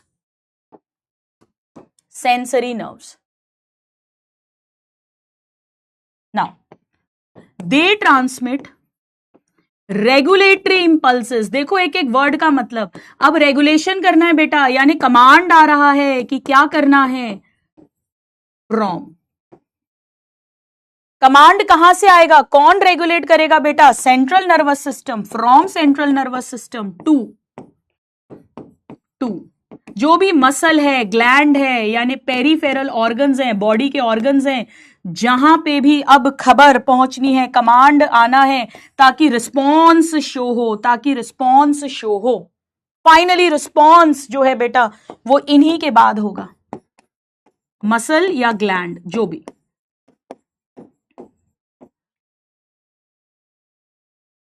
बेटा इसमें एक और इंपॉर्टेंट बात है कि अगर सेंसरी नर्व ब्रेन तक लेकर आए या मोटर नर्व ब्रेन से कमांड लेके जाए तो उसे पर्टिकुलरली क्रेनियल नर्व कह देंगे। और अगर सेंसरी नर्व स्पाइनल कॉर्ड तक खबर लेकर पहुंचे और अगर मोटर नर्व स्पाइनल कॉर्ड से कमांड लेकर आए तो उसे स्पाइनल नर्व कह देंगे। मतलब क्रेनियल नर्व या स्पाइनल नर्व सेंसरी भी हो सकती है, मोटर भी हो सकती है, और कुछ कुछ बेटा मिक्स्ड भी होती है, जो खबर लेकर आती भी है और कमांड लेकर जाती भी है। एक ही नर्व फाइबर दोनों काम कर देता है।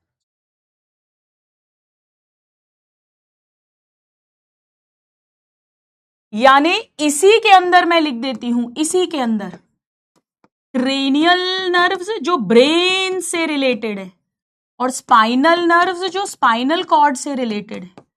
इसमें सेंसरी नर्व्स भी होती हैं बेटा, मोटर नर्व्स भी होती हैं। ह्यूमंस के अंदर ये 12 पेयर्स हैं, याद है फ्रॉग के अंदर ये 10 पेयर्स पढ़ाया था, और ह्यूमंस के अंदर ये 31 पेयर्स हैं। बेटा अब डिटेल्स नहीं आती, वरना क्रेनियल नर्व्स मैं एक बहुत प्यारी नत्थूलाल हलवाई एक सेठ जी की कहानी सुनाती थी, उसमें उनकी सेठानी जी थी, उनको इमरती का बड़ा शौक था, सेठ जी के डंडे भी लगते थे, बड़ी प्यारी कहानी से सुनाती थी मैं, और एक कहानी से मैं पूरी 12 पेयर क्रेनियल नर्व्स, उनके लोकेशंस, उनके फंक्शंस, वो सेंसरी है या मोटर है, सब याद कराती थी। बट खैर अब मैं कहानी नहीं सुना पाऊंगी 2-3 साल से, क्योंकि ये सिलेबस से आउट हो गया है। ठीक है, चलिए अब बेटा इसे शॉर्ट में सीएनएस लिख देंगे हम हर जगह, और इसे शॉर्ट में हम पीएनएस लिख देंगे। यहां पे सब जगह पे श्वान सेल होंगे अगर माइलिन शीट बनना है, और यहां पे सब जगह पे ओलिगोडेंड्रोसाइट होंगे अगर माइलिन शीट बनना है। अब थोड़ी सी कहानी को मैं आगे बढ़ाती हूं, यानी अगर मैं शॉर्ट में लिखूं एक बार, मुझे और स्टोरी आगे बढ़ानी है, तो ह्यूमन नर्वस सिस्टम को मैंने 2 पार्ट्स में डिवाइड किया। अब मैं शॉर्ट में लिख रही हूं बेटा, एक हो गया सीएनएस जिसके अंदर ब्रेन और स्पाइनल कॉर्ड आ गया, और दूसरी तरफ हो गया पीएनएस, और पीएनएस के अंदर सेंसरी और मोटर आ गया, सेंसरी और मोटर नर्व फाइबर्स आ गए। वो ब्रेन और स्पाइनल कॉर्ड किसी से भी रिलेटेड हो सकते हैं। ठीक है, मैंने इसे 1 कहा था, 1, और इसे मैंने 2 कहा था, 2, तो ये 2A हो गया था, 2A। अब मैं इसकी डिटेल नहीं लिख रही हूं अभी, ये मुझे आगे बढ़ाना है, इसका फर्दर क्लासिफिकेशन होता है। बेटा हमने बात की कि ये सेंट्रल नर्वस सिस्टम से मसल या ग्लैंड यानी पेरीफेरल ऑर्गन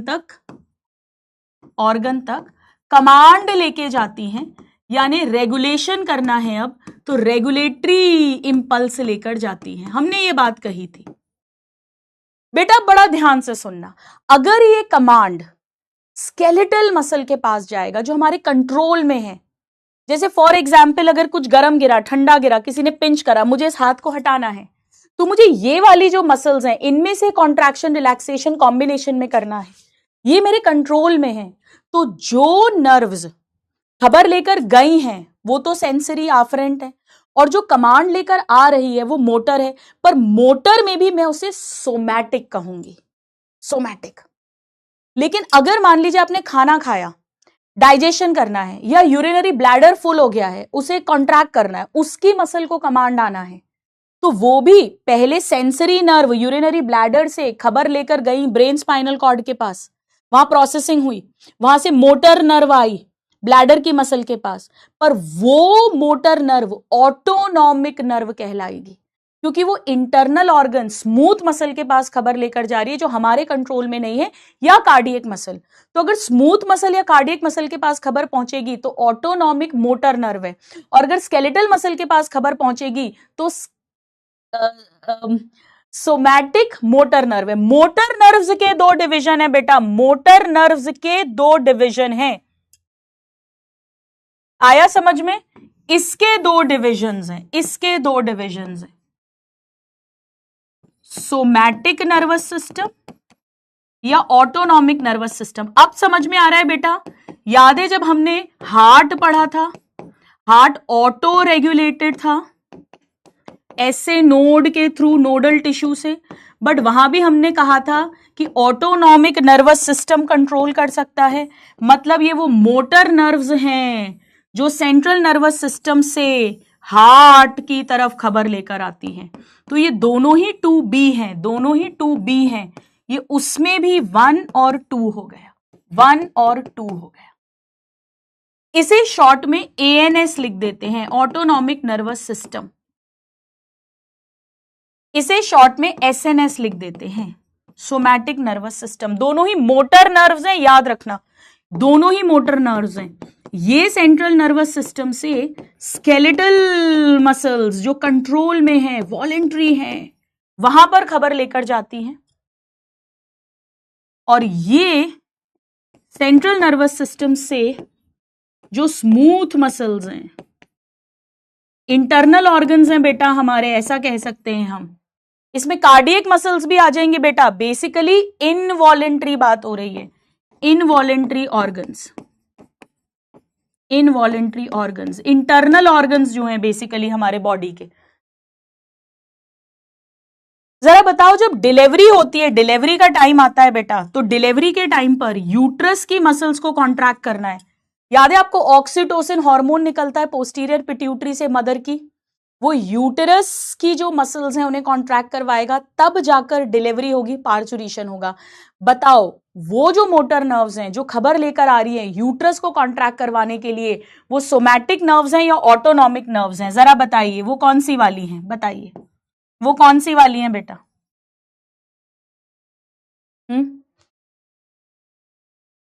तभी तो आपसे कहा मैंने, कोऑर्डिनेशन में नर्वस सिस्टम भी है और एंडोक्राइन सिस्टम भी है। देखो ऑक्सीटोसिन हार्मोन ये भी तो कंट्रोल करवा रहा है हमारी डिलीवरी को, पार्चुरेशन को। ऑटोनॉमिक है बेटा, बिल्कुल हमारे कंट्रोल में थोड़ी ना है। लेडी थोड़ी डिसाइड कर सकती है कि अब मेरे को बच्चा बाहर निकालना है, मेरे को डिलीवरी करवानी है, नहीं, वो ऑटोनॉमिक है। बहुत बढ़िया, चलो अब इस कहानी को थोड़ा सा और आगे बढ़ाते हैं, थोड़ा सा आगे। तो जो मोटर नर्व्स हैं वो दो तरह की हो गई, मैं शॉर्ट में लिख रही हूं अब, सोमैटिक नर्वस सिस्टम और ऑटोनॉमिक नर्वस सिस्टम। अब बेटा ये फिर दो तरह की होती है, ये फिर दो तरह की होती है। देखो सुनो, ये बेसिकली मोटर नर्व्स हैं, यानी सेंट्रल नर्वस सिस्टम से कमांड लेकर आएंगी, और ऑटोनॉमिक है, यानी internal organ, smooth muscles, heart, वहां पे खबर लेकर जाएंगी कि तुमको ये काम करना है। अगर ये इमरजेंसी में लेकर जाएं, इमरजेंसी में, तो सिंपैथेटिक, और नॉर्मली रिलैक्स पोजीशन में लेकर जाएं तो पैरासिम्पैथेटिक। ये भी अब हमारे सिलेबस में नहीं है, बट इनके बारे में जरूर मैं आपको थोड़ी थोड़ी सी जानकारी दूंगी, क्योंकि बेटा इमरजेंसी में आप जानते हो हमें सोचना ज्यादा है, समझना ज्यादा है, भागने की जरूरत पड़ सकती है, ऑक्सीजन की जरूरत ज्यादा पड़ती है, एनर्जी की जरूरत ज्यादा पड़ती है। तो इमरजेंसी के टाइम पे जो सिंपैथेटिक नर्व्स हैं वो हमारे हार्ट को, लंग्स को एक्टिवेट करती है। उस समय में खाना पचाने का नहीं समझ आता, खाना पचे वचे गया भाड़ में, हमको यूरिन पास करना, फीसिस पास करना, ये सब समझ नहीं आता। बेटा इमरजेंसी में सिखाऊंगी, डाइजेस्टिव सिस्टम, एक्सक्रीटरी सिस्टम ठप हो जाता है, nervous system, endocrine system, respiratory system, blood pressure, heart rate, cardiac output, वो सब इंक्रीज हो जाता है, पढ़ाऊंगी आपको। तो ये दोनों ऑटोनॉमिक नर्वस सिस्टम के दो पार्ट्स हैं। ये इमरजेंसी में मुझे हार्ट रेट इंक्रीज करनी है, कार्डियक आउटपुट इंक्रीज करना है, ताकि सेल्स को ज्यादा ब्लड पहुंचे, ज्यादा ऑक्सीजन पहुंचे, ज्यादा ग्लूकोज पहुंचे, ज्यादा एटीपी बने, ज्यादा एनर्जी बने, मुझे सोचना है, भागना है, रिएक्ट करना है। याद आया?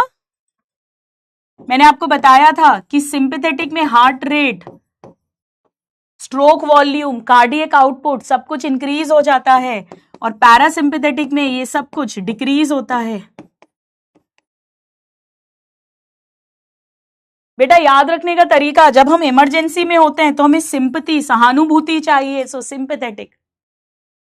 चलिए अब मैं एक नोट लिखवा रही हूं, एक ऐसी लाइन एनसीईआरटी की जो अच्छे अच्छे स्टूडेंट्स को शायद याद ना हो। लिखिए एक बार,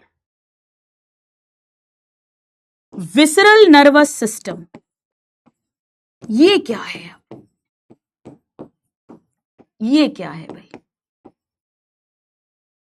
मैं फिर कहती हूं, ध्यान से सुनो। पूरे नर्वस सिस्टम को टू पार्ट्स में डिवाइड करा है, सेंट्रल नर्वस सिस्टम जिसमें ब्रेन एंड स्पाइनल कॉर्ड आएगा, और पेरीफेरल नर्वस सिस्टम जिसमें सारी नर्व्स आएंगी।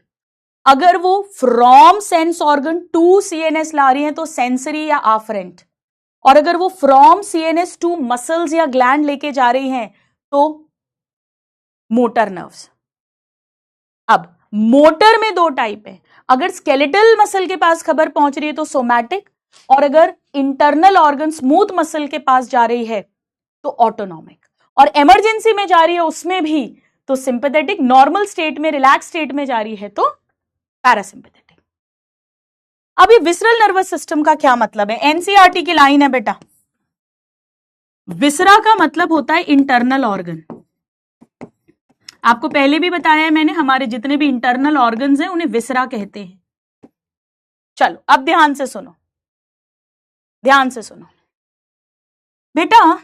कोई एक इंटरनल ऑर्गन है, मान लो यूरिनरी ब्लैडर है, यूट्रस है, वो स्ट्रेच हो रहा है, तो वहां से खबर लेकर sensory nerve brain spinal cord यानी सेंट्रल नर्वस सिस्टम के पास में आएगी।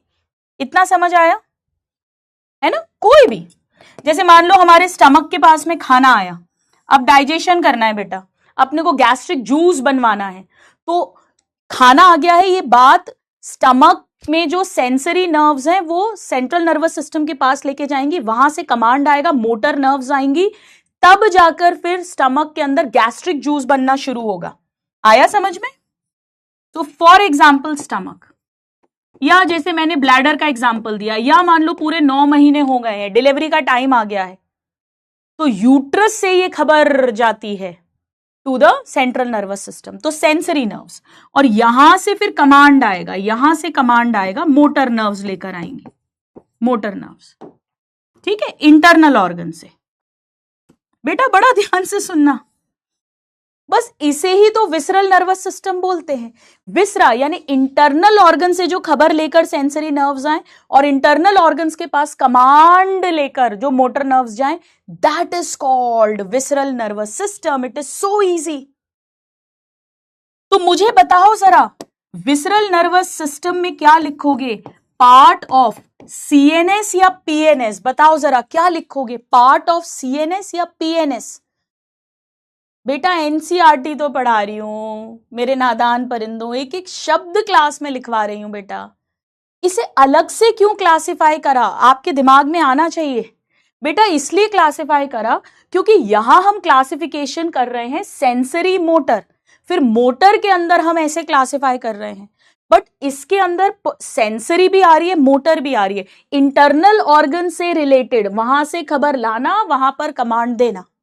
Yes, it is a part of peripheral nervous system. NCERT की लाइन है।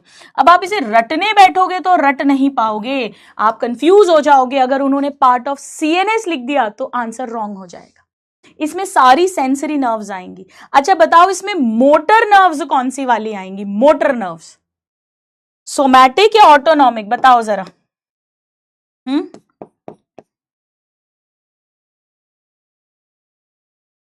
सो होल कॉम्प्लेक्स ऑफ एनसीईआरटी की लाइन है, नर्व्स, फाइबर्स, गैंग्लिया,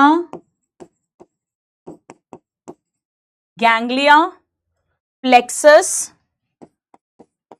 यानी बेटा जितनी भी सेल बॉडी के ग्रुप्स रास्ते में बनेंगे, जितने भी एक्सॉन के ग्रुप्स बनेंगे, जितने भी जाल बनेंगे न्यूरॉन्स के, जो भी कुछ होगा इंटरनल ऑर्गन और सीएनएस के बीच में to and fro, sensory and motor, उसे कहेंगे विसरल नर्वस सिस्टम।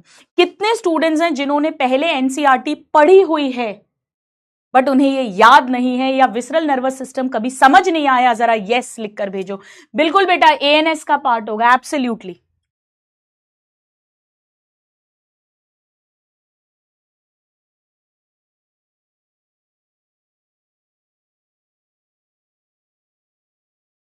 हो गया? चलिए, अब आइए प्यारे नादान परिंदों, एक बार अपनी एनसीईआरटी निकालो सब लोग। एनसीईआरटी निकालो बेटा।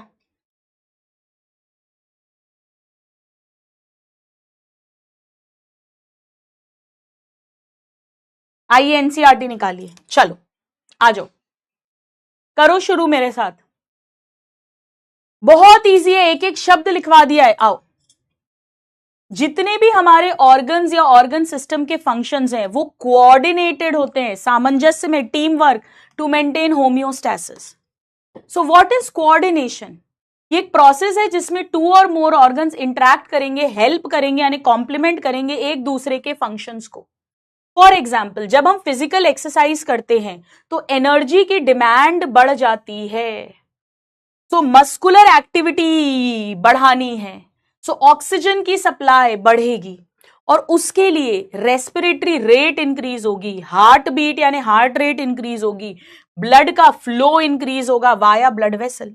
यानी जब हम फिजिकल एक्सरसाइज स्टॉप करेंगे तो ये जो नर्व्स, लंग्स, हार्ट, किडनी, ये सब ग्रेजुअली रिटर्न करेंगे अपने नॉर्मल पोजीशन पे। तो हम ये कह सकते हैं कि functioning of muscles, lungs, heart, blood vessels, kidney, other organs, ये सब कोऑर्डिनेटेड होती हैं जब हम फिजिकल एक्सरसाइज कर रहे हैं। हमारे बॉडी के अंदर न्यूरल सिस्टम और एंडोक्राइन सिस्टम जॉइंटली कोऑर्डिनेट करते हैं और सारी एक्टिविटीज को इंटीग्रेट करते हैं ताकि सिंक्रोनाइज्ड मैनर में सब कुछ फंक्शन कर सके। एक एक वर्ड समझ में आ रहा है? नाउ न्यूरल सिस्टम जो है इसमें क्विक कोऑर्डिनेशन होगा, पॉइंट टू पॉइंट कंट्रोल होगा, जबकि एंडोक्राइन सिस्टम में हार्मोन्स के थ्रू केमिकली ये काम होगा।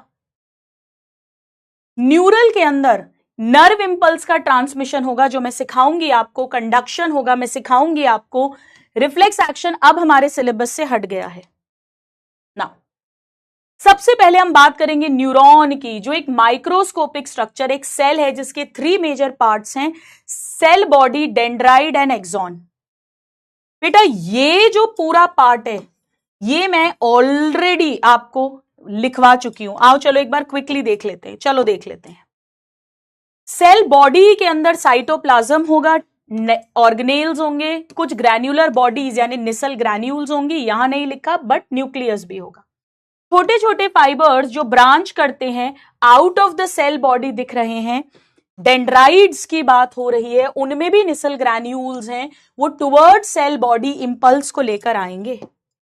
जबकि एक्सॉन एक लॉन्ग फाइबर है, डिस्टल एंड पर वो ब्रांच्ड है और वहां पर बल्ब लाइक स्ट्रक्चर है जिसे सिनेप्टिक नॉब कहते हैं।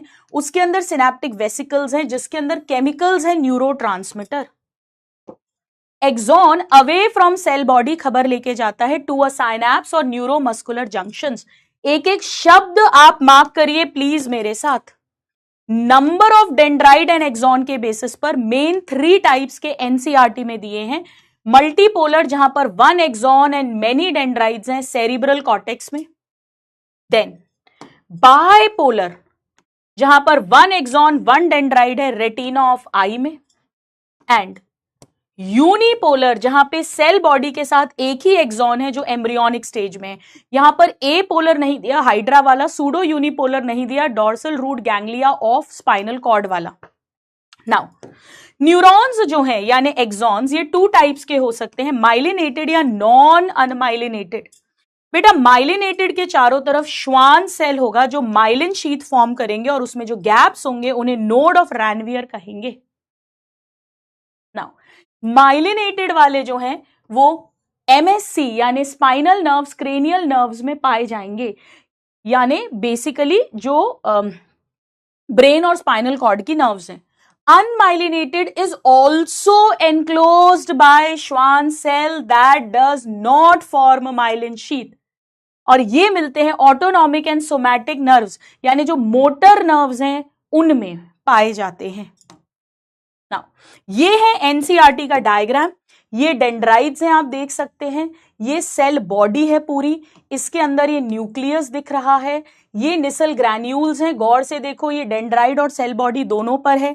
ये बेटा पूरा येलो वाला एक्सॉन है, ये एक्सॉन का टर्मिनल है, ये इसके सिनेप्टिक नॉब्स हैं, ये माइलिन शीथ है और ये नोड ऑफ रैनवियर्स हैं, ये पिंक वाला पूरा श्वान सेल है। ये डायग्राम मैं पूरा बनवा चुकी हूं लेक्चर 7 के अंदर।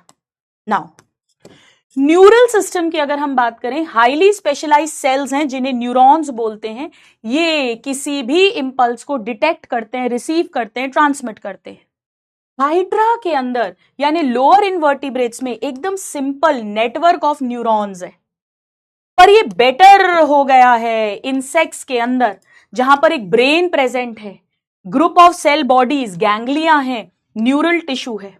वर्टिब्रेट्स के अंदर मोर डेवलप्ड यानी कॉम्प्लेक्स न्यूरल सिस्टम आ गया है। नाउ ह्यूमन न्यूरल सिस्टम को सीएनएस एंड पीएनएस 2 पार्ट्स में डिवाइड किया है। सीएनएस के अंदर ब्रेन स्पाइनल कॉर्ड है, यहीं पर सारी इंफॉर्मेशन की प्रोसेसिंग एंड कंट्रोल होगा। पीएनएस के अंदर सारी नर्व्स आएंगी जो भी ब्रेन स्पाइनल कॉर्ड से रिलेटेड है। पीएनएस फिर 2 तरह का है, सेंसरी यानी आफ्रेंट एंड मोटर यानी इफरेंट फाइबर्स। रिवाइज करो मेरे साथ।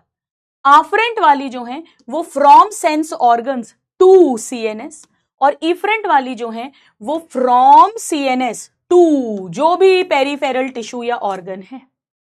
नाउ पीएनएस के अंदर 2 डिवीजन है। अब बेटा ये गलत लिखा है, पीएनएस के अंदर तो आफ्रेंट और इफरेंट है, ये गलत है, ये कायदे से गलत है।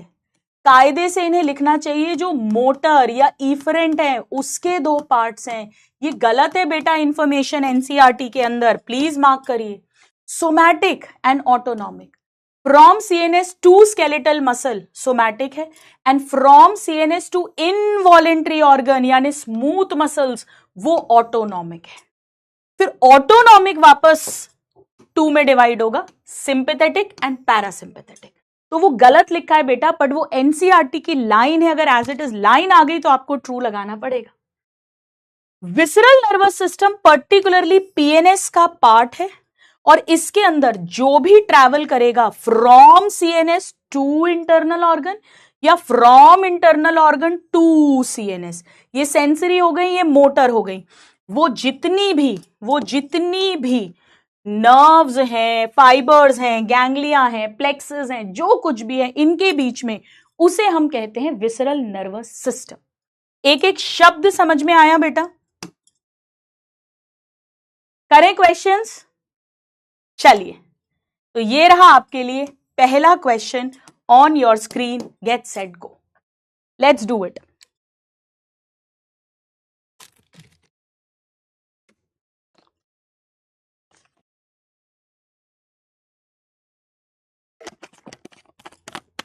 स्टूडेंट्स अगर किसी के पास लेटेस्ट एनसीईआरटी है, लेटेस्ट नई वाला एडिशन, क्या ये करेक्शन हुआ है उसमें, ये पीएनएस वाला देख लेना। चलो सीएनएस में तो ब्रेन और स्पाइनल कॉर्ड आएगा, तो 1 और 2 में से एक ब्रेन एक स्पाइनल कॉर्ड होगा, ये तो पक्का नहीं हो सकता, ये दोनों हो सकते हैं। नाउ पीएनएस में ये सेंसरी और ये मोटर है, सेंसरी और मोटर, पर ऐसा तो कुछ भी नहीं दिया, तो कोई बात नहीं है ना, मैं ऐसा मान लूंगी कि सेंसरी होगा, इधर मोटर होगा, फिर ये मोटर के 2 पार्ट्स होंगे, मुझे मानना ही पड़ेगा। तो ये बेटर चॉइस है बेटा, ये बेटर चॉइस नहीं है, क्योंकि फिर ऑटोनॉमिक के 2 पार्ट्स होंगे, सिंपैथेटिक पैरासिम्पैथेटिक। तो out of all this is the best choice. 72% ने सही लगाया। कायदे से अगर आफरेंट इफरेंट दे दें तो वो और अच्छी चॉइस हो जाती। चलिए नेक्स्ट क्वेश्चन करिए। महक, देवांशी, अच्छा देवांशी कोई चेंज नहीं है, ओके कोई बात नहीं, थैंक यू। अच्छा लोकोमोशन एंड मूवमेंट में तो वो चेंज दिख गया ना आप लोगों को, जिसके पास new NCERT, hyoid bone is not a part of skull वाला, मैंने उस पर एक अच्छा सा क्वेश्चन भी करवा दिया है कट्टर डीपीपी में। चलो सो सीएनएस जो है हमें इनकरेक्ट बताना है, पहले तो ये देख लो false. CNS the site of information processing control, ये तो ट्रू है, ए ट्रू है बेटा, ए ट्रू है, तो ये आंसर्स नहीं हो सकते हैं। Somatic neural system relay impulses from CNS to voluntary, skeletal muscles को देते हैं बेटा, वो वॉलेंट्री होते हैं, तो बी रॉन्ग है, सीधे सीधे आंसर आ गया। जरूर सी भी रॉन्ग होगा, फ्रॉम सीएनएस टू ये इनवॉलेंट्री को देती है, जरूर डी करेक्ट होगा, सिंपैथेटिक एंड पैरासिम्पैथेटिक। 55% ने एकदम सही आंसरिंग की है, वेल डन। चलिए नेक्स्ट क्वेश्चन करिए ट्राई, एवरीबडी करो बेटा ट्राई, नेक्स्ट क्वेश्चन।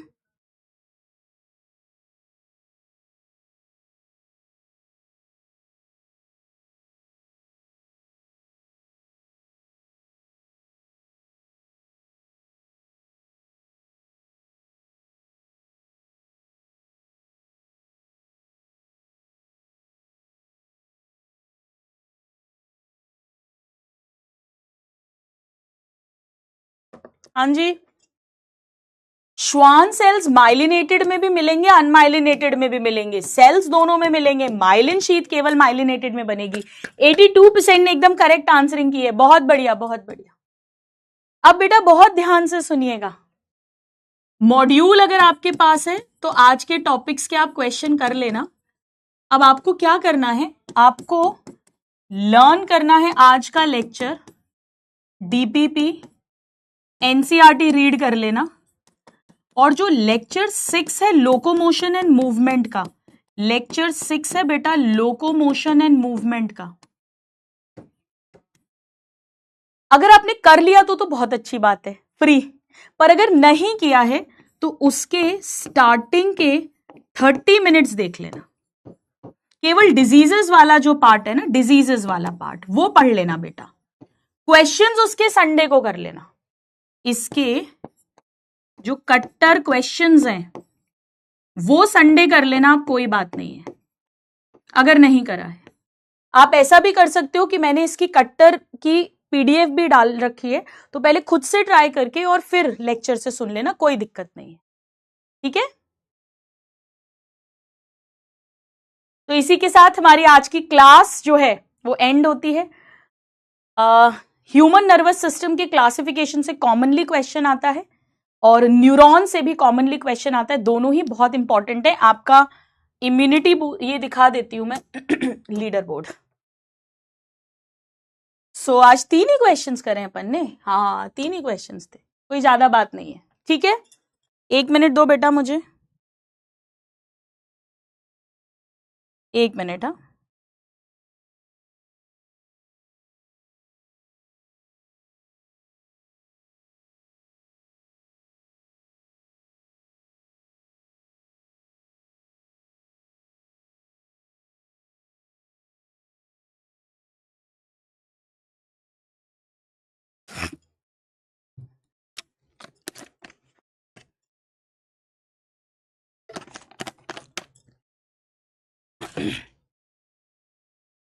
क्या ये गाना गा दूं हाँ लास्ट टाइम नहीं गाया था ना आपके बैच में। चलो पता नहीं किसी एक में नहीं गाया था शायद, बच्चे बोल रहे थे मुझे। चलो एक तो मुझे ऐप पे जरूर जरूर कमेंट करके बताना क्लास में मजे आया नहीं। कल की क्लास कोई मिस मत करना। कल हम नर्व इंपल्स का जनरेशन कंडक्शन पढ़ेंगे जो जबरदस्त इंपॉर्टेंट टॉपिक है। Depolarisation, polarisation, repolarisation, hyper polarisation, बहुत बहुत बहुत धांसू मजे आएंगे। गाना मुझे अभी जो याद आ रहा है मैं बता देती हूँ, पता नहीं आपने सुना है या नहीं सुना है। तू तू है वही दिल ने जिसे अपना कहा, तू है जहां मैं हूं वहां, अब तो ये जीना तेरे बिन है सजा। मिल जाए इस तरह दो लहरें जिस तरह, ओ मिल जाए इस तरह दो लहरें जिस तरह, फिर होना जुदा हाँ ये वादा रहा। तू है वही दिल ने जिसे अपना कहा, तू आवाज है तो नहीं, मैं आवाज हूं तो तू है गीत मेरा, जहां से निराला मन मीत मेरा।